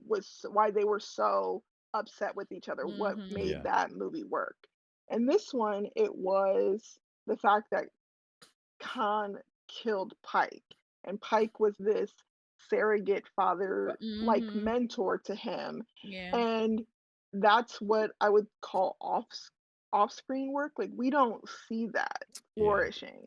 He took him kind of under his wing, and for the most part, Kirk was in the academy, and Pike was still running his ship. I mean, Mhm. someone was captaining the Enterprise while he was in school. Um, and so even though he got him into the academy, took over his ship, he's an admiral. Their relationship, you could still see there was a bond there. But for him to have killed Pike and that be where the anger is that we're coming from, he's like, now I have no one. It's like, I don't You believe got a you, but whole you got a okay. whole crew, bro. But it's Right. cool. Yeah. He Right. should have You been more know, upset like, I about the get that you library cared getting blown about up. him, but enough to go to an exiled portion of, like, you can't go there. You cannot go to Kronos. At this Mhm. point Yeah. in time, there had already been a war with the Klingons, and that's why Yeah. they couldn't go there. Now Mhm. you're gonna go to the edge of space to a planet you can't go to or probably won't come back from Yeah. to have vengeance on this species of warlike creatures. What are you talking about? I'm so confused. Yeah, I mean, there's multiple other things that don't make any sense about this movie as Mhm. far as Trekkies go, but as a moviegoer, yeah, it's fun. That's Yeah. how I So, viewed it as a as a moviegoer, moviegoer. I want to Mhm. talk about the Tribble, because to me, there are really convenient things in movies, and if you pan over to give me the plot that's going to tell me how things ended, at the very end, that conveniently, I groan a bit. I'm like, come on, JJ, couldn't you have found a way to just not show us that and just tell us in the end? We would have believed you anyway. You wouldn't have to I mean, show us. they couldn't or shouldn't have done it anyway. One, because genetic modification is against the law. It's banned. It's ruled Right. out. Like, And then they that's use it on part a of the Starfleet issue. officer. And tribbles have a genetic replication, like that's part of the thing, but they also Mhm. are born pregnant. Like, that tribble was pregnant. That ship would have been full of tribbles if they had actually revived it and then Damn, filled that's it with right. augment blood just to get a new Now you're fresh talking about sample super to triples, revive right? Kirk. Now he's got triple augment DNA. Like they would never have let him be a Yeah, Starfleet so should he officer. be He would like have been decommissioned. reproducing? He would have been Correct. in a Oh. science like lab at that point. Yeah, he would have They been like, would totally never. messed up. I mean, he should Yeah. have easily been in a lab. I mean, that's like pumping me full of Winter Soldier blood and then expecting me not to Correct. have some extra Yeah. stuff going on. So like by the time the third film came around, Kirk should have been like, he should have been hopping like 30 feet like Khan was, or at least Yeah. Backflips After a and shit. week. or at least 15 feet or something. He shouldn't be getting as hurt as he was before because Khan was taking punches like it was Oh, man. nothing. You know, Yeah. Bones Never took all the addressed. special out of the blood. He took everything but the. But he's Impossible. Bones. I'm calling Yeah. shenanigans. No, I'm with you. I'm with you. The triple bugged me, and it was just one of those like, let me aside for this moment in the movie and just say this ridiculous line just to. I'm Yeah. just furthering my whole thing about like JJ slowly pulling back. You can tell just like the plot, the way because even like the script, Then like by I the would time say the like third you one, could tell in the beginning too, like there was just a lot of stuff where like what you were saying off screen, like there was that moment he was like, "Hey, Kirk, remember that time in the bar? Remember that? Remember those times that like I hate that in scripts because they don't show it. Like you just expect us to kind of like Right. care about anything that's going on, but they're not showing us anything. So it's like, Yeah. Right. You didn't build it. There's another like thing for me that kind of bugs me. Like so this is more of me like thinking about Wrath of Khan while watching this movie, and I try not to. But this Yeah. moment when Kirk sacrifices himself, and then they're supposed to have this moment. For me, Wrath of Khan, like I'm like crying, I'm like bawling. You know what I mean? But they have so much more history up to that Mhm. point. Where this one, I just Yes. don't. I'm just not feeling it as much. You know what I mean? It's just like you Oh, I guys felt been. all that. Yeah. damn, But I get felt what a you little bit. but I 100% get where you're coming from because as somebody with this previous knowledge, Right. you're Yeah.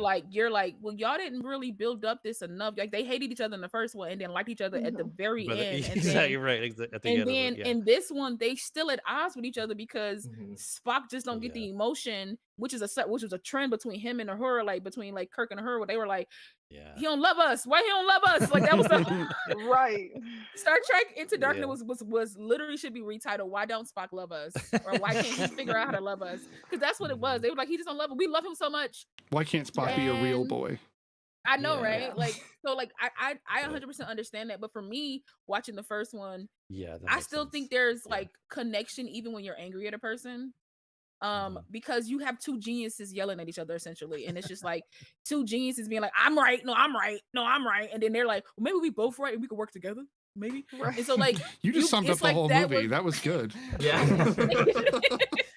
So you got like that one, and then they transition into Throwing a like triple, and then you're Kirk. done.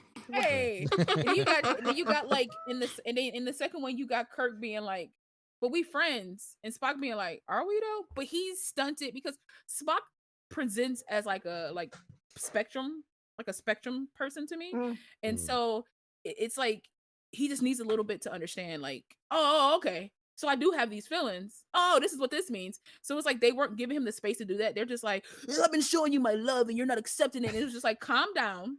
Like let him let him understand it. Takes him And a it's little not longer. it takes me a little longer. Like breathe and let me get there. And so like to Mhm. me, I could see the read between the lines type of like emotion type of relationship. So when it got to the point where he was like dying, and Chris Pine for me sold that to me so good. Like he sold that like breath being taken away, like slowly being crushed type of thing. He sold that so well to me.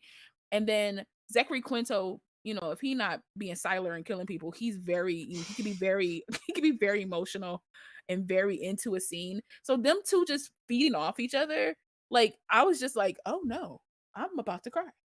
I thought the See- scene that worked better than that one though was the scene a little bit before, like when, because in the opening, you know how like Spock's character, right? He's about to die and he's like emotionless about it or whatever, right? Yeah. I thought the scene when he revealed to them like, oh, that it was the great complete scene. opposite. That Oh, was yeah. the scene that I was like, That was a great scene. he put them. That in was a place, bro. yeah, that no, that was a great scene because Spock was just like, no. See, once again, y'all misunderstanding is what's happening. Is that Right. it's not that I don't care, it's that I care too much, so I got to keep myself in check so that I can focus. And I just love that about Spock. And he's just like, you seem to misunderstand. I was just like, and it's just like so great. Like his delivery is like so great. And Zoe Saldana, listen, they do a disservice to her character because she barely speaks. And then when she does speak, it's not even words. She just be like, yeah. Oh my god. To Brian's good lines. Yes. To Brian's point about the Wrath of Khan versus this, I think that the reason I giggle when he screams Khan is that those scenes are at different parts. They kind of blended a bunch of stuff into one moment, which was a little too much. Too emotionally like extreme moments in the other film are just crammed together. And we don't get the classic line in this moment. From Nimoy, from the older Prime Spock, that you get in Wrath of Khan, and that is one of the most iconic moments in film history, in my opinion. It is one that you've probably heard quoted before. You know, the needs of the many outweigh the needs of the one, or the few, or the one. Sorry, I misquoted that. And we didn't get that, and I expected at least that line somehow. I didn't care if it was said the other way or something. It I don't know. doesn't make sense in this movie. I know it doesn't, and that's why they took it out. No, I'm not. Because, like, for me, I hate that scene because I don't think it carries the no, when they switch places in the death. Gotcha. Yeah. Because in the first movie, I have a very specific emotional relationship with that scene because it's so pinnacle for each of their characters in that moment to realize that they've both lost. And it was for a specific purpose and the lesson that they learned. It completely changes their thinking. You see, as Spock is dying, that he's like, this doesn't make any sense. I did it for you. Right? Like, that's the point of the line that you're saying, Sniddy. This doesn't make any sense, but I did it for you. I did it for everyone, even though it's basically illogical. And Spock, or in Kirk being in a position where he has officially lost this no-win scenario. He cannot bring Spock back. He is officially lost, right? That's like a huge staple of the Kirk character, to be able to beat no-win scenarios. He's like, I don't care. Exactly. And the fact that he couldn't here, and he had to watch his friend die, that does not carry the same weight for me in this movie, because they switch places. It's like, okay. And in the original, when Spock comes back to life, spoiler alert, it's because of Vulcan physiology. It is because of the rules of Vulcan that he could pass his Katra, and they could find a new body for his soul. And this, they just use triple augment blood. Like, what? I don't understand. You know what I mean? Like, that for me is like, Vulcans are trying to do this. They tried to do that in this movie, and I think that they didn't know. And we were talking about this pre-show. It's like, you can tell. I feel like that scene was written by people who don't understand Star Trek. Otherwise, they would have understand the paramount nature of the original version of that scene. And they were just like, sure, it's a different timeline. Like, let's switch it. And it's like, but you didn't do it. That's kind of what I was. Yeah, what I was thinking too. Like, it's like they're in a room. They're like, oh, you know, it'd be cool. You know, like, just switch it. Right. Yeah. Brian's like, oh, bro, I got a good idea. Groundbreaking. That's how your voice was. I don't know. But personally, I'm always playing devil's advocate. I'm always like on the other side of things. That's just it's no bads. I love everybody here. For me, I haven't seen that. I haven't seen that. Of course. Right. So like, maybe I'll feel different once I do finally get to that. But I do like that they switched it, because to me it's the same. To me, it's the same adage of like, well, in the comic book, in Marvel comic books, they do it like this, and you're like, okay, well, go read the comic to get that. This is this thing. But for me, it's like, but for me, I've been with these characters for like a movie and a half now. So to see somebody like Kirk finally lose, but he lost for a greater purpose. And to see he started off as this brash kid who didn't really care about nothing and kind of didn't even care about dying, but then dies for all of these people that he cares for. And for Spock, who's like, for him, like maybe death is illogical in the moment, who couldn't figure out, because normally Spock figures stuff out. He's like, no. If you do this, there is a 43% chance that you might die. Like he's that person, you know what I mean? Right. And so for him to like, you could see it in his face, like Zachary Quinto played it so well. You could see that he was trying to figure out how to get him out of this, and he couldn't get him out of this. He had to sit there and watch his friend die and finally connect. To me, I genuinely love that scene. I don't, even if I go and I see how it was originally done. Yeah, like I feel like if I go see how that's the moment he realizes like I have a friend. I have somebody that cares for me in a way that he probably cares for Uhura, or he cared for his mom, or have those emotions. He never thought that those would be reciprocated back to him. So that scene kind of tore me up, especially when he's like, I'm scared, and you don't hear Kirk say he's scared. I did like that. Yeah. And so to me, it just hits different. I mean, I can't wait to watch the original scene and probably be even more ripped to shreds than I was like watching this scene. But for me, in the context of these films, I felt like it was good for me. Yeah. That's just what I'm saying. Fair enough. One last person there's two actors we haven't even mentioned that were in this movie that actually played pretty big parts. Alice Eve and Peter Weller. And seeing Peter Weller play a villain, which was pretty great, because he's usually not a villain most of the time. Seeing RoboCop play the bad guy is pretty great. So good. That's all I can hear is RoboCop. And seeing Alice Eve, I wish they would have worked a RoboCop line in there. That would have been nice. But seeing Alice Eve in this, I think that she was hired for one reason.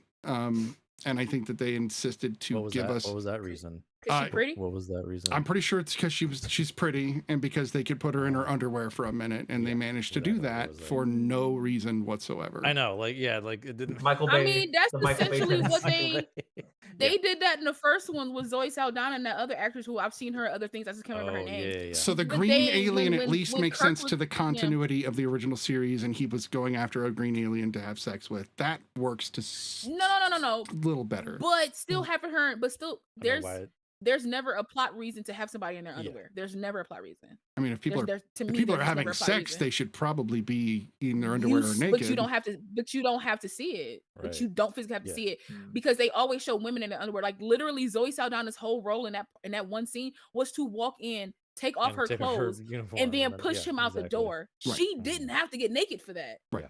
Right. Like, why was she naked for that? Like, why was she? Well, she wasn't naked, but why was she in her underwear for that? Like, there was no reason for that.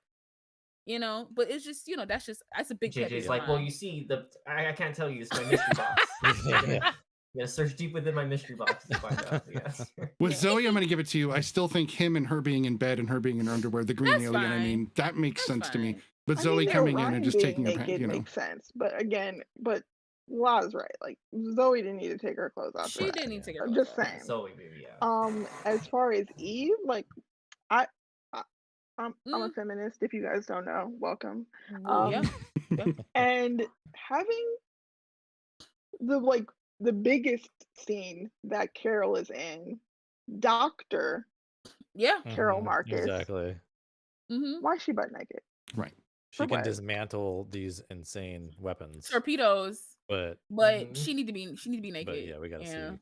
Yeah. Yep. It's very reminiscent. It's very reminiscent in a movie where Joker called Harley nurse, and she was like, I went to school for 8 years. Right. 4 years of residency. He called me nurse? Sir. Correct. Doctor. Yeah. Having Carol be naked for no reason didn't make any sense. Especially because of how important of an actual character is. In this timeline, we don't know that yet. But she's a huge character. Does she end up with Kirk? They have a child together, yeah. Okay, I thought so. Oh. Yeah. When I again, it's one of those things where I didn't really research her character, but it's one of those things where, like, when you see their interactions, I'm like, is this a nod to something I don't know about? I was like, I'm like, this is something I don't know. This is something I don't know about. But I almost don't like that scene even more knowing that now, because it's like she's naked because they're gonna have a baby someday. Like, it's a weird nod to fans in a strange way. Right. That's hilarious. Like, and then we never see her again. Right. Yes. Why Although even bring she's her in? a genius scientist. No, for sure. But But again, in this timeline, we don't know that. So But my thing is I'm- this: Yeah. if you're not, I mean, but this was before like Marvel and like, well, not really, but this is like nobody. I don't think anybody was paying attention to like how Marvel like through line their things. So like, if Mhm. you were going to create a trilogy, you should have actually created a trilogy. The only thing that carries over from the trilogy is these characters. So like, if you're not going to have Carol's character like pull over to the third one, just make mention of her. Yeah, they didn't And I even mention understand, her. and I understand she was a plot point in this film because, like, if it was, I mean, even though her daddy was like, "Oh, you think you can't come over here?" Yoink, and just brought her over to the other ship and just like lit up this, the USS Enterprise. But like, you kind of still didn't need her because she was just like, he won't kill everybody if I'm here. And it's just like, Of course he would. again, Yeah. of course he He's would. clearly a maniacal maniac. He's Like, crazy. He's a He's villain. crazy. But essentially having that plot point and then having him just yoink her out of the ship, you Yoink. didn't need her. You didn't need that's one of my favorite words. You didn't need you didn't need her there, essentially. So if you're not going to carry her over to the third film, you should just mention her in this film Yeah. and then Something. kept going with your business. Because Right. it doesn't, it's just she's too important, and for y'all to just have her. It's like the J.J. Abrams effect where he's like, I'm gonna give y'all a little taste of what y'all used to, but I ain't gonna do it right. So I and then mean, we'll go- yes.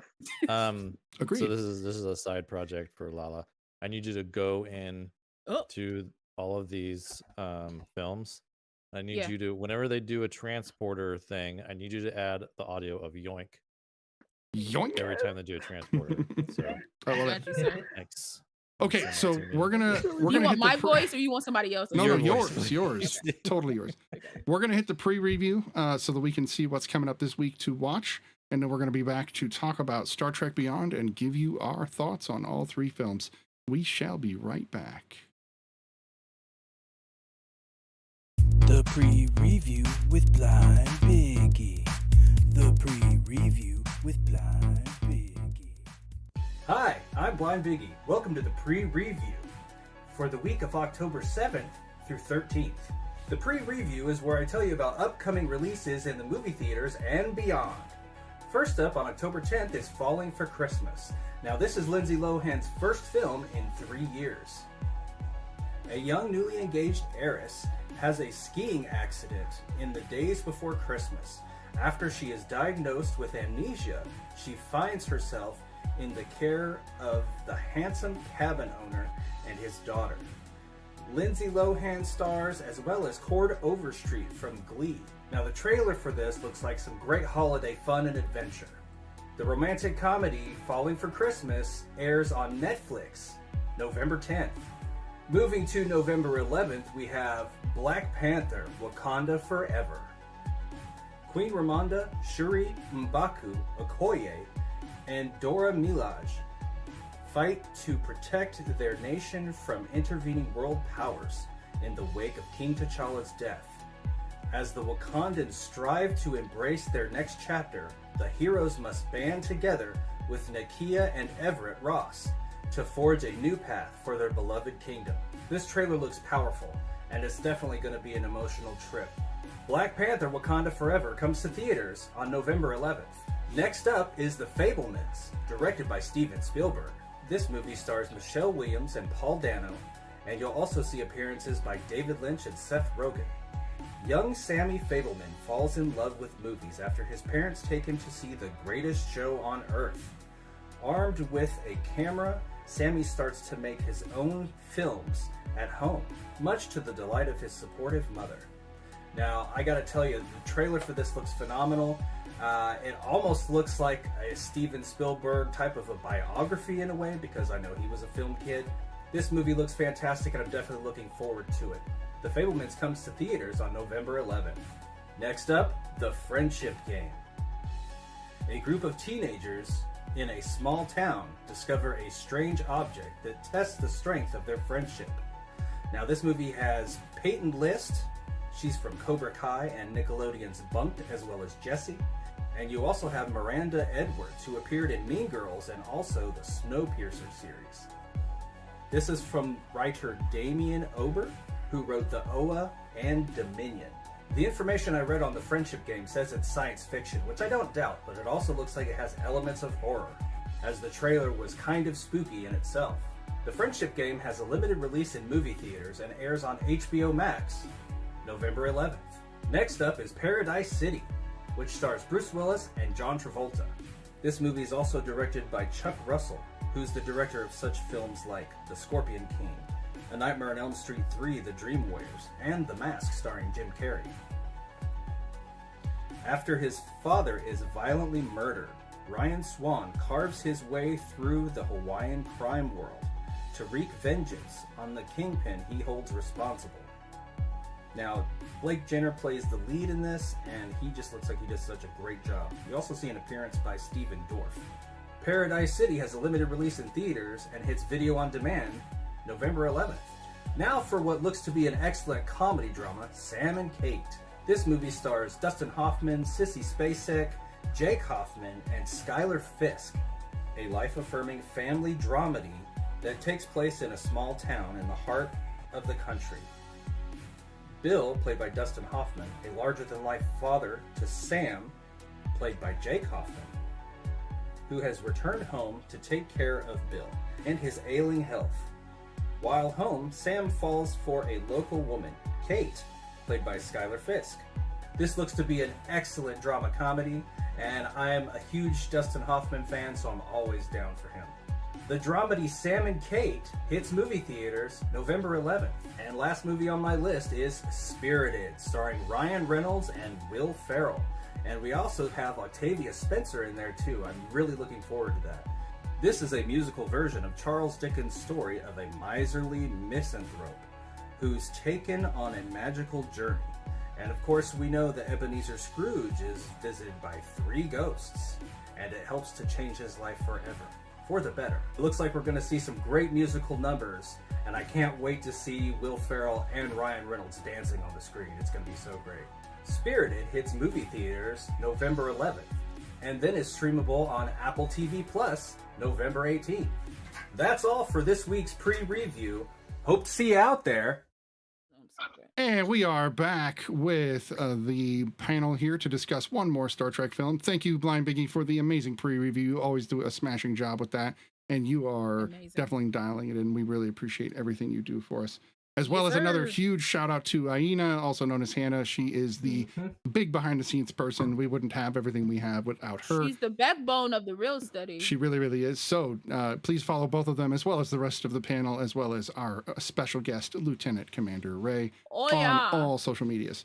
That said, we're going to get right into the last movie tonight, and that is Star Trek Beyond. This is the 3rd and final Kelvin timeline film, with a potential 4th one coming up. This one has changes directors as well as screen flares, and we will discuss this one. But it's still produced by J.J. Abrams. Yeah, J.J. was still on set all the time. You're not wrong. It was still produced. But it's definitely definitely different. Yeah. So Tyler, let's start with Tyler this time. And yes, I knew you were going to start with Tyler. well, I'm trying to. There's not enough movies for us all to start, but I try to divvy it up. Yeah. So Tyler, let's hear what was your thought on Star Trek Beyond. I think this is the best out of the 3, to be honest. Only because it felt. I just had fun. It was the most fun out of the 3 of the movies. And then as soon as I heard Justin Lin was directing, I was like, cool, Fast and Furious, we know it's going to be dope. We're just going to have a thrill ride the entire time. This is family. Yeah. Nope, family hashtag. But it kind of was, though. It's was. hashtag crew, though. It was still kind of family. It's the same thing. This family. So good. I'm still here. He's like, I'm going to do it that way. I like that. Well, one, there's not the absence of lens flares, for the most part. You get there was parts where I turned to my girlfriend, I was like, oh look, they're talking, and we're just watching. There's no exactly. There's no swinging around and all that stuff. I call this the Last Jedi of the Star Trek trilogy. Because I feel like it was divisive at the time, because I remember people they were like, oh, this isn't like the first 2. But I liked it. They took a chance. They split up the crew, which was a big I was like, oh, this can go not cool really quick. It's kind of funny because to me that's kind of classic Star Trek stuff. They split the crew all the time. Voyage Home, they get split up. Other things And that's coming from someone who's I've never watched Star Trek, but I just assumed that was more a Star Trek thing. I felt like that felt like what it should have been. I did like that Justin Lin was adding his flavor because there was a lot more diversity in the cast, if that makes sense. It just You got to there's see a lot more more aliens. characters. Yeah. Yeah. I think Sulu was, I think his partner, I think he was gay in Correct. He's gay in this timeline. Yep. I was like, that's cool. I was like, dope. I mean, Sulu was always canonically gay. Yeah. Okay. Dope. They just never showed they it. didn't. They didn't make that apparent in the first two. So I was like, yeah. I did like that they paid tribute to Leonard Nimoy because we lost a bunch of people that year. It was 2015, I think. David Bowie too, I think that year. But yeah, the movie was really fun. I thoroughly enjoy anytime they managed to fit in a Beastie Boys song for any moment, no matter how. I was like, yeah, this is cheesy, but this is exactly this is what we needed. But it worked so well. They needed like loud frequencies, and like it worked so well to me. The Beastie Boys are Trekkies. They don't license their music for movies. That's very true. Only did it because it was Star Trek. Damn. That's very awesome. True. They do not license. That makes it better. That's very true. They do not license their movie. That is very true. Yeah. Gotta love it. Gotta love it. So, Ray, what was your thoughts on Beyond? This is my favorite one of the three. I think, and I'm glad you got this, Tyler. It is the one that feels most like Star Trek. And I think it's, like I said before, I think it's the best version of Kirk. I think they really gave Sulu a lot to work with. And Idris was fantastic as Krull. Like, they really don't pay attention to this on his resume, but he was fantastic as Krull. He was, I agree. Yeah. How about you, Law? I mean, I'm with the consensus, for the most part. I enjoyed this film. It was a fun ride. I felt like all the characters settled into themselves, so you could just sit back and enjoy this. You didn't have to like look for things because you kind of got that character development through like the first two, and so you're just like, this film you could just sit back and be like, all right, so what kind of shenanigans are they going to get in today that I can like enjoy? And so that was fun. I loved Sophia Boutella as Jayla. Fantastic. She really gave me like 7 of 9 vibes, which I said I would come back to 7 of 9, because it was kind of like, from the episode that I saw, like 7 of 9 was like trying to essentially find a new collective. Like, she was so used to having like these people in her head and having like this kind of like collective, like this unity, that like she had to like, they showed like in flashbacks of her really trying to integrate into Starfleet to have that same type of feeling.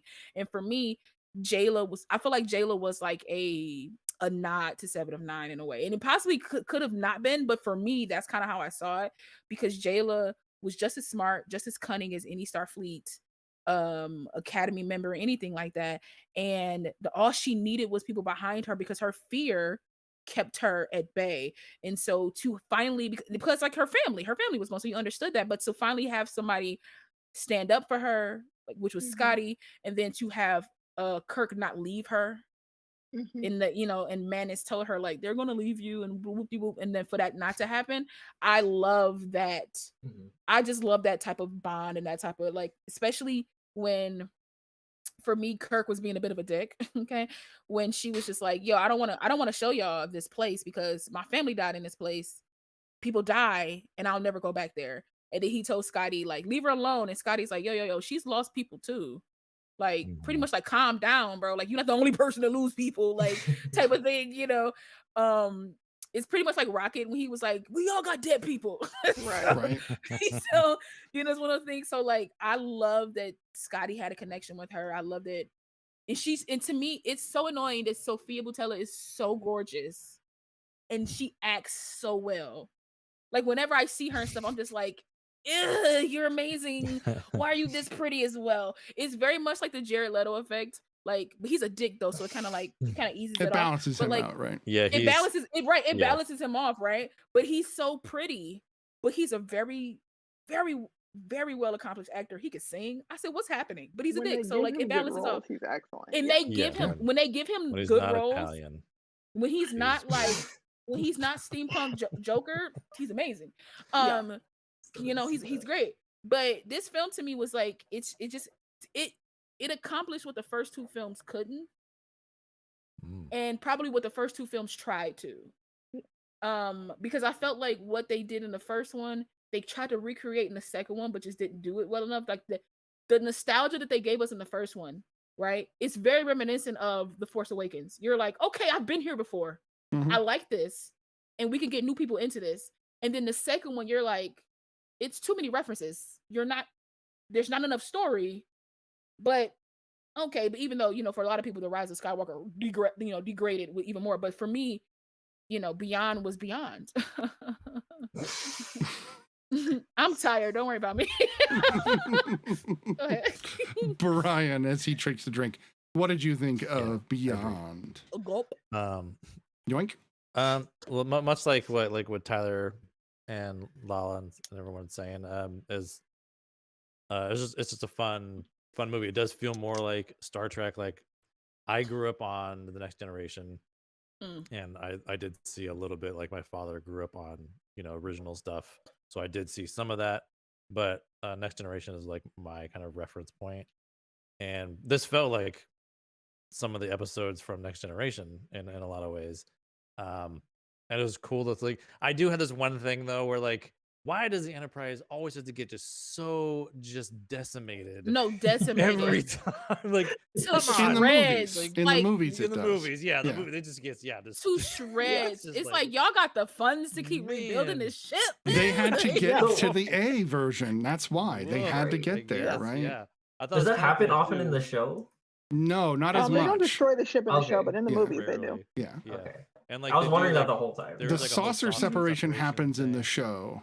Exactly, once, I Which think. is kind of cool. I twice. thought it was Okay. kind of cool. It's like, they're trying to like do this whole Ray. process of like saucer separation. She like twice and everything, but yeah, it's a fun one. It was nice to see someone else get behind the director, get in the director's chair, and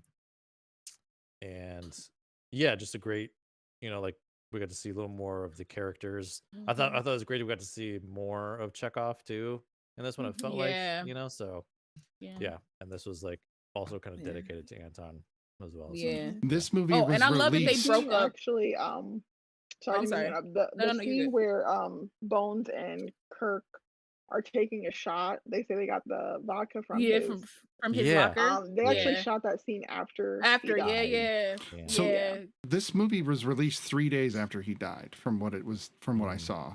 So they even had to throw the For Anton in at the very last minute there. I was looking at that just now just to see, because I was really curious. He died a month before the release. No. So this quite literally, just from what I'm seeing, and I'm again just looking at IMDb, this was supposed to be released on the 22nd of July, and he died on the 19th. So that's 3 days prior to the release. Now it might have been like special screening. Sorry.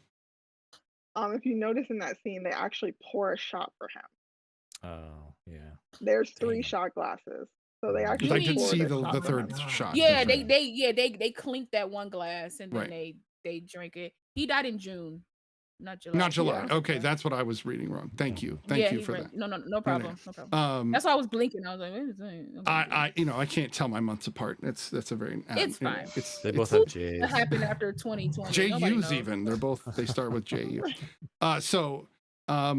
I didn't watch this one until actually it hit digital, and I actually got a copy of it and brought it home and put it on my list, and didn't watch it for like 3 years. So I actually saw this one for the first time in 2019, I think, or 2020 even. So it wasn't that long ago. But watching it again this time, I have to agree. It was just, I set myself up when I shouldn't have. I should have just sat down and watched it, because I've enjoyed pretty much every other Trek with the exception of the motion picture that I've ever watched. And genuinely, I even think, well, we could talk about Nemesis another time.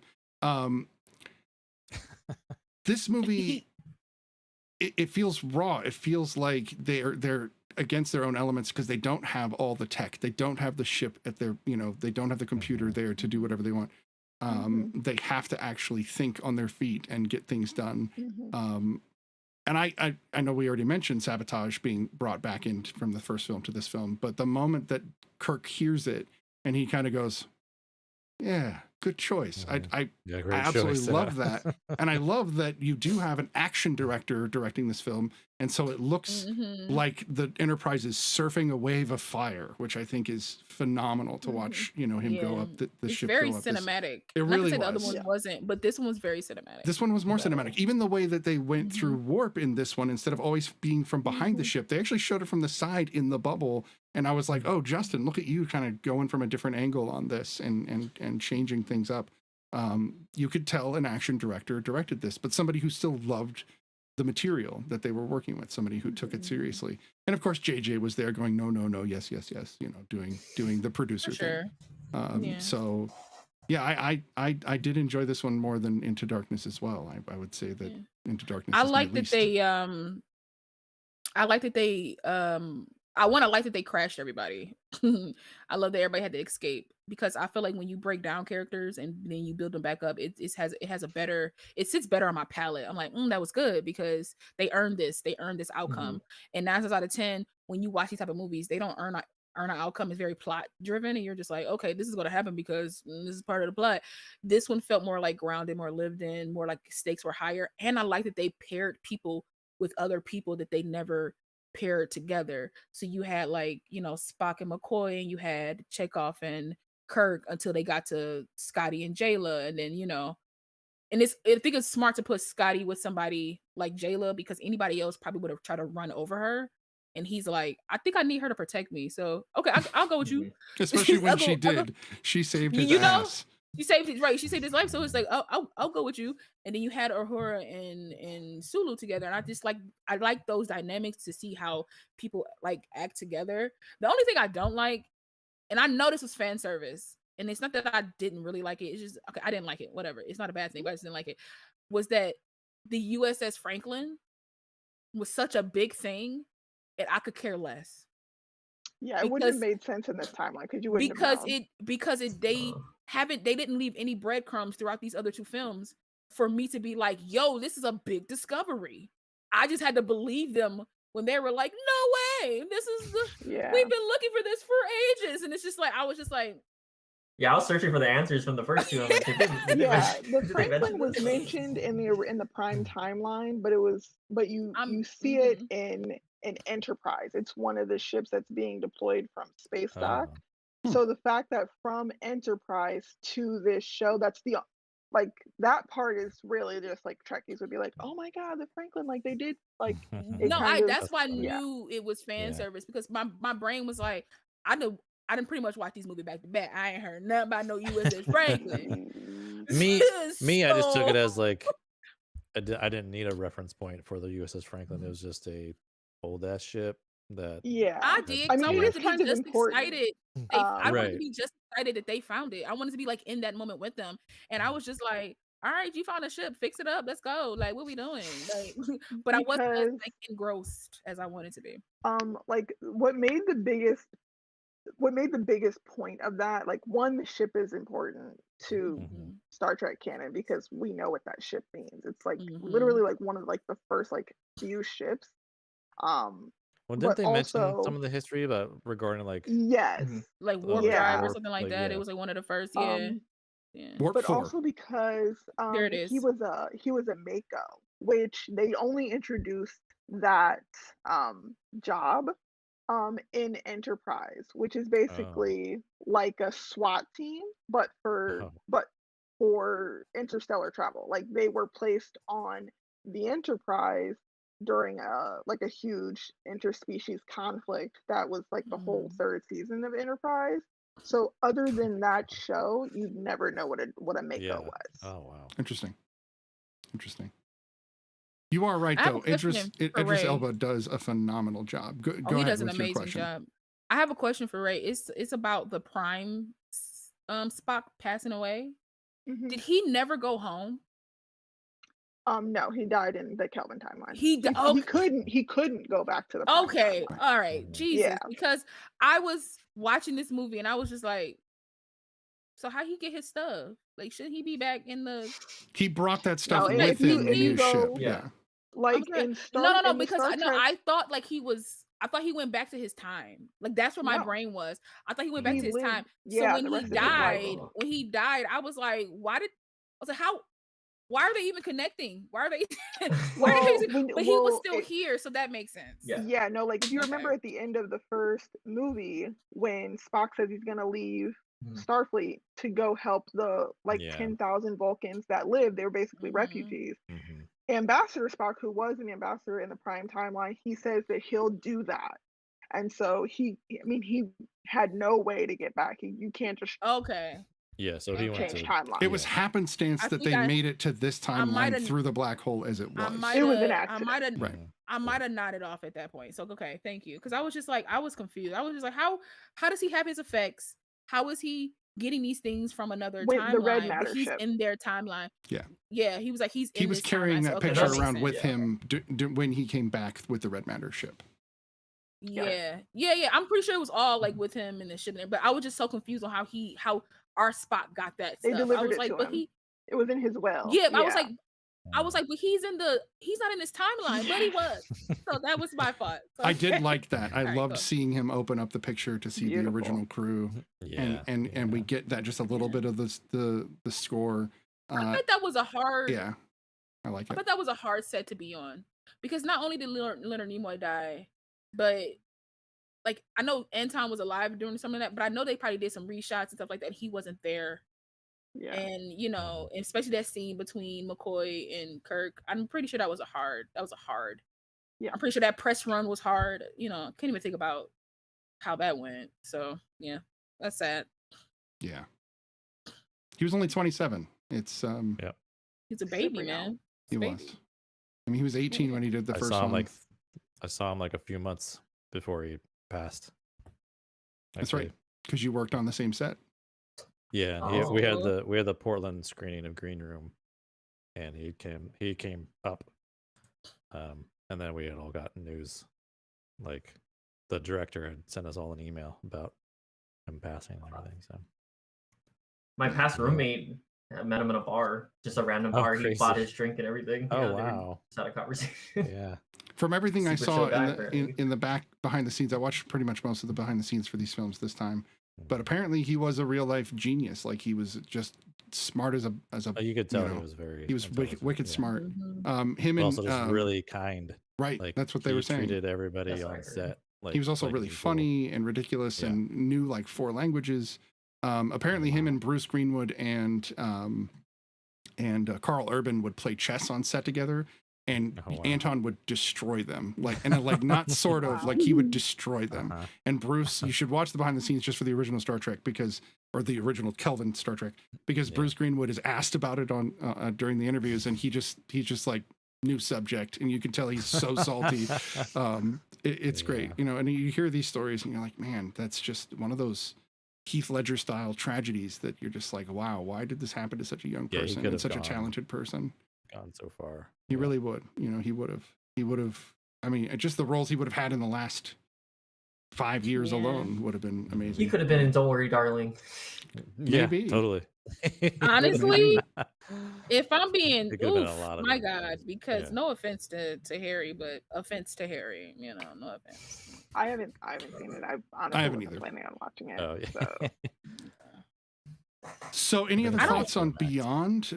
Again, not the most like cutting edge. None of these 3 movies had the most cutting edge stories. There was nothing like, holy crap, when you get to the end and you find out, spoilers, that Idris Elba is just another Starfleet officer. Which was Khan. He was essentially, they made him a Starfleet officer. They kind of like changed. So essentially 2 and 3 are the same. I just want to say, like, it wasn't apparent in the movie, but that was a lie. He was not actually a Section 31 officer. Yeah. I just feel like they were. I feel like they were repeating. Well, Balthazar was at least. He at least was given. Yeah, no, he was actually a Mako that they gave commission to when they disbanded the Makos to make him a captain. Yeah, right. No, that was real. Right. I like Idris though, but I like the fact that I don't know. I feel like this film had a lot because he was sucking the energy out of people. It was very like Eternals with the deviants was like human. It was very much like that. I know this movie came out first, but still I was just like distilling the energy. You becoming more human. Like I was just like, I need to. I mean, he wasn't. The technology was alien. That's why when he consumed them, he looked different every time. If you Every notice in the time, movie, yeah, he every looks time. different Yeah. because it depends on either the species that he's Yeah. consuming Oh, Like that wow. every changes him. time. That's why each one of those people that was his crew looked different because they were Yeah. also Oh. crew members of the Franklin. And yeah. Mm. And he Oh, like he wow. changed them. Yeah. I mean, I knew that much about it. I was just like, I just felt like it was a lot for one film. And then you don't really expand on it. Because to me, it's Right. an interesting take for them to be like, this crew got stranded. They lost their faith in the people that they were supposed to have their most faith in. And to survive, they did some otherworldly stuff to survive. Like they essentially his story and Kirk's story are like the same story. Both of them got lost in a way. And before Kirk could become this like Idris's character, he switched it around, and where Idris's character was just too far gone. So to me, like it linked up, but I just feel like there could have been like maybe a more a smoother way of doing that. This was like a little rougher way of doing it, even though I still enjoyed the film wholeheartedly. But it was just like because it like the scene where he's in the tube, he's trying to like put the tube in the ventilation system, and they fight for a little bit, and then Kirk finally gets him down, and he's just laying there, and Kirk's like about to save the world, and he's just sitting there. I was like, so what took you so long to get up there, bro? Like he didn't hurt you that bad that you just couldn't get up and But like you go could also fight? think he was weak because the energy transference was wearing off. He Was had it? the additional strength from consuming the people, which was what was sustained him that 100 years, was because he was using them to stay alive. Oh, And that wasn't once clear he to me. stopped Yeah. consuming them, He started that's why to. he was so weak. He started turning back into a human, Yeah. Okay, He into a consumed a regular lot human. of people, is what it was kind A of lot. boiling down to. Like a Whole lot ship's of worth people. of people. right. Right. So my That's what they were saying. Mhm. so my okay, so does that happen with all his crew members or just him? Because that one dude was tearing Jayla up. Only some of the crew lived. Like if you remember in some of the scenes they show like I would say max 5 to 10 people, but all of the other people that he had were different species. They didn't look the Yeah. same as him. So only a few of the crew survived by using the same energy transference See, that the he fact was. that you have to like explain that to me, and I Right. couldn't get that from the movie. It was the captain's Kinda log sucked. that they kind of detail all of this Exactly. out. Yeah, it's a lot. It is a lot to Kinda throw sucked. into It one. is- But it's again, kinda- we are it is talking a about lot the to throw director into of Fast and the movie. Furious 7 here, cramming a bunch true. of plot in Very there. true. You know, I'm not trying to Okay. knock him. I'm just saying You're he's an fine. I action understand. director. But for me, You I know. was just like, okay, go fight him, and then you You see should your go reflection. fight For him. me, I thought that was about to be a turnaround. I thought that was going to be a turnaround No. point for him, where he saw his reflection and be like, "What did I become?" And he was just like, "Glass stab," Well, and I what was he like, was "Yoink!" like, that's like basically, I think he was seeing the reflection of the person he used to be, and that's what made him. He was just Made like, him honestly, if mad. I die, I die, but I'm taking you with me. Right. Like that, I think was I'm not this person anymore. When I was this person, you didn't come for me. Basically, I called for you, and of course, at that time in like this is obviously lore, but like at that Right. time there wasn't as distant subspace communication. Now in like the 24th century, 32nd century, which is discovery, you could travel, you could send a message across the whole galaxy, But but not even then, they but said that not in in that 2200. nebula. But they said in that nebula, Exactly. nothing could Was get a through. dark So was a black zone. even with his like Exactly. lack of technology, like it was, even if he sent something, they would have never received it, which is why It they was a never dead found zone. that That's why shit they around had in to the first send place. the girl to. Mhm. Oh, this guy's trying to do terrible things. I wanted somebody to Yeah. shoot her. I didn't want her to get crushed by no ship. I was like, sis sold us out. She tore up our ship. Somebody Twice. shoot her. She did it twice. Somebody shoot her in the chest, man. Straight on in the chest. I ain't got time. Oh, wow. All right. That said, we do need to move into rating these 3 films, and we are going to let the real students give their best guesses. We've already got a guess for all the movie things. So if you want to throw your guesses in there, we are going to start, and we're going to do this, bang, bang, bang, 3 in a row. Why don't we start with Lala, since we have not started with her this evening, and give us your 3 ratings. Okay, so for original Star Trek, I'll give it an 8.5. Into Darkness, I'll give it a 7.5. And for Beyond, I'll give it a 9 because I just had a good time. That Nice, rhymes. Hey, that's what it is. Hey. But yeah. I love it. Ray. Yeah, 2009, I give like an 8 out of 10. I really like. I love that one. Mhm. Beyond, I'm gonna skip Into Darkness for a second. Beyond, I also give like an 8, 8.5. I think it has the best story of all three movies. So I give that one like an 8.5 out of 10. Um, Into Darkness, as like an average run of the mill movie watcher, just somebody who likes movies, I would give it probably an 8, 8 out of 10. As a Trekkie, it's like a 6, maybe a 5. A 6, maybe a 5. I like it. All the movie I things. respect it. 5.5. I'm gonna give the first film is gonna be an 8.5 for me. Into Darkness is probably 7.5, and then Beyond is an 8. That sounds very similar to what Law said. Tyler. That's me and I'm gonna Brian. go with Yeah. a 9.89. Okay, 9, respect. 9. Lots of high notes. Respect. Okay. That's cause he enhanced. No, I'm saying. For myself, Evidently. I'm gonna go 9, 6, 8. Respect, So Snitty. Respect. it's I just this time, because when I first saw Into Darkness, I would have said probably more like an 8, but some of those things did not hold up. The con thing, the glaring, there's other things. It's dropped The for me. glaring. The lens flares. No, I knew what you Yeah, meant. It's but still no, funny to me, but- yeah. Anyway, the glaring issues is what I was trying to get to. But yeah, yeah. But otherwise, I think the first one's a solid showing, and Beyond surprised me, and I do think it deserves a high the rating. glaring. You're talking about Zoe, because that's what she did most of the time. She was just staring at people. She was just staring at did. Spock like, oh, I She love did. you. Oh my God. Oh, we never did. That's one last thing, Ray, I'd like to ask. The Klingon that they use, at least in Into Darkness, they brought on the original linguist person that did the original Klingon, so they were at least trying to stay true to that. Would you think that they did a good job with the Klingon? The language I specifically. like the Klingons. Yeah, I mean it's not different than when they spoke Klingon in the Next Generation. It's still the same version of Klingon. Technically it's called Klingonese, but no one calls it that. Funny. I think that it was a good Okay, get us change right. to Vulcan to Klingons, because we're used to seeing them the original series way, which was just they just basically had makeup on, they just look like humans. And then in the Next Generation and the following 3 shows, that they had hair and they were supposed to be bigger.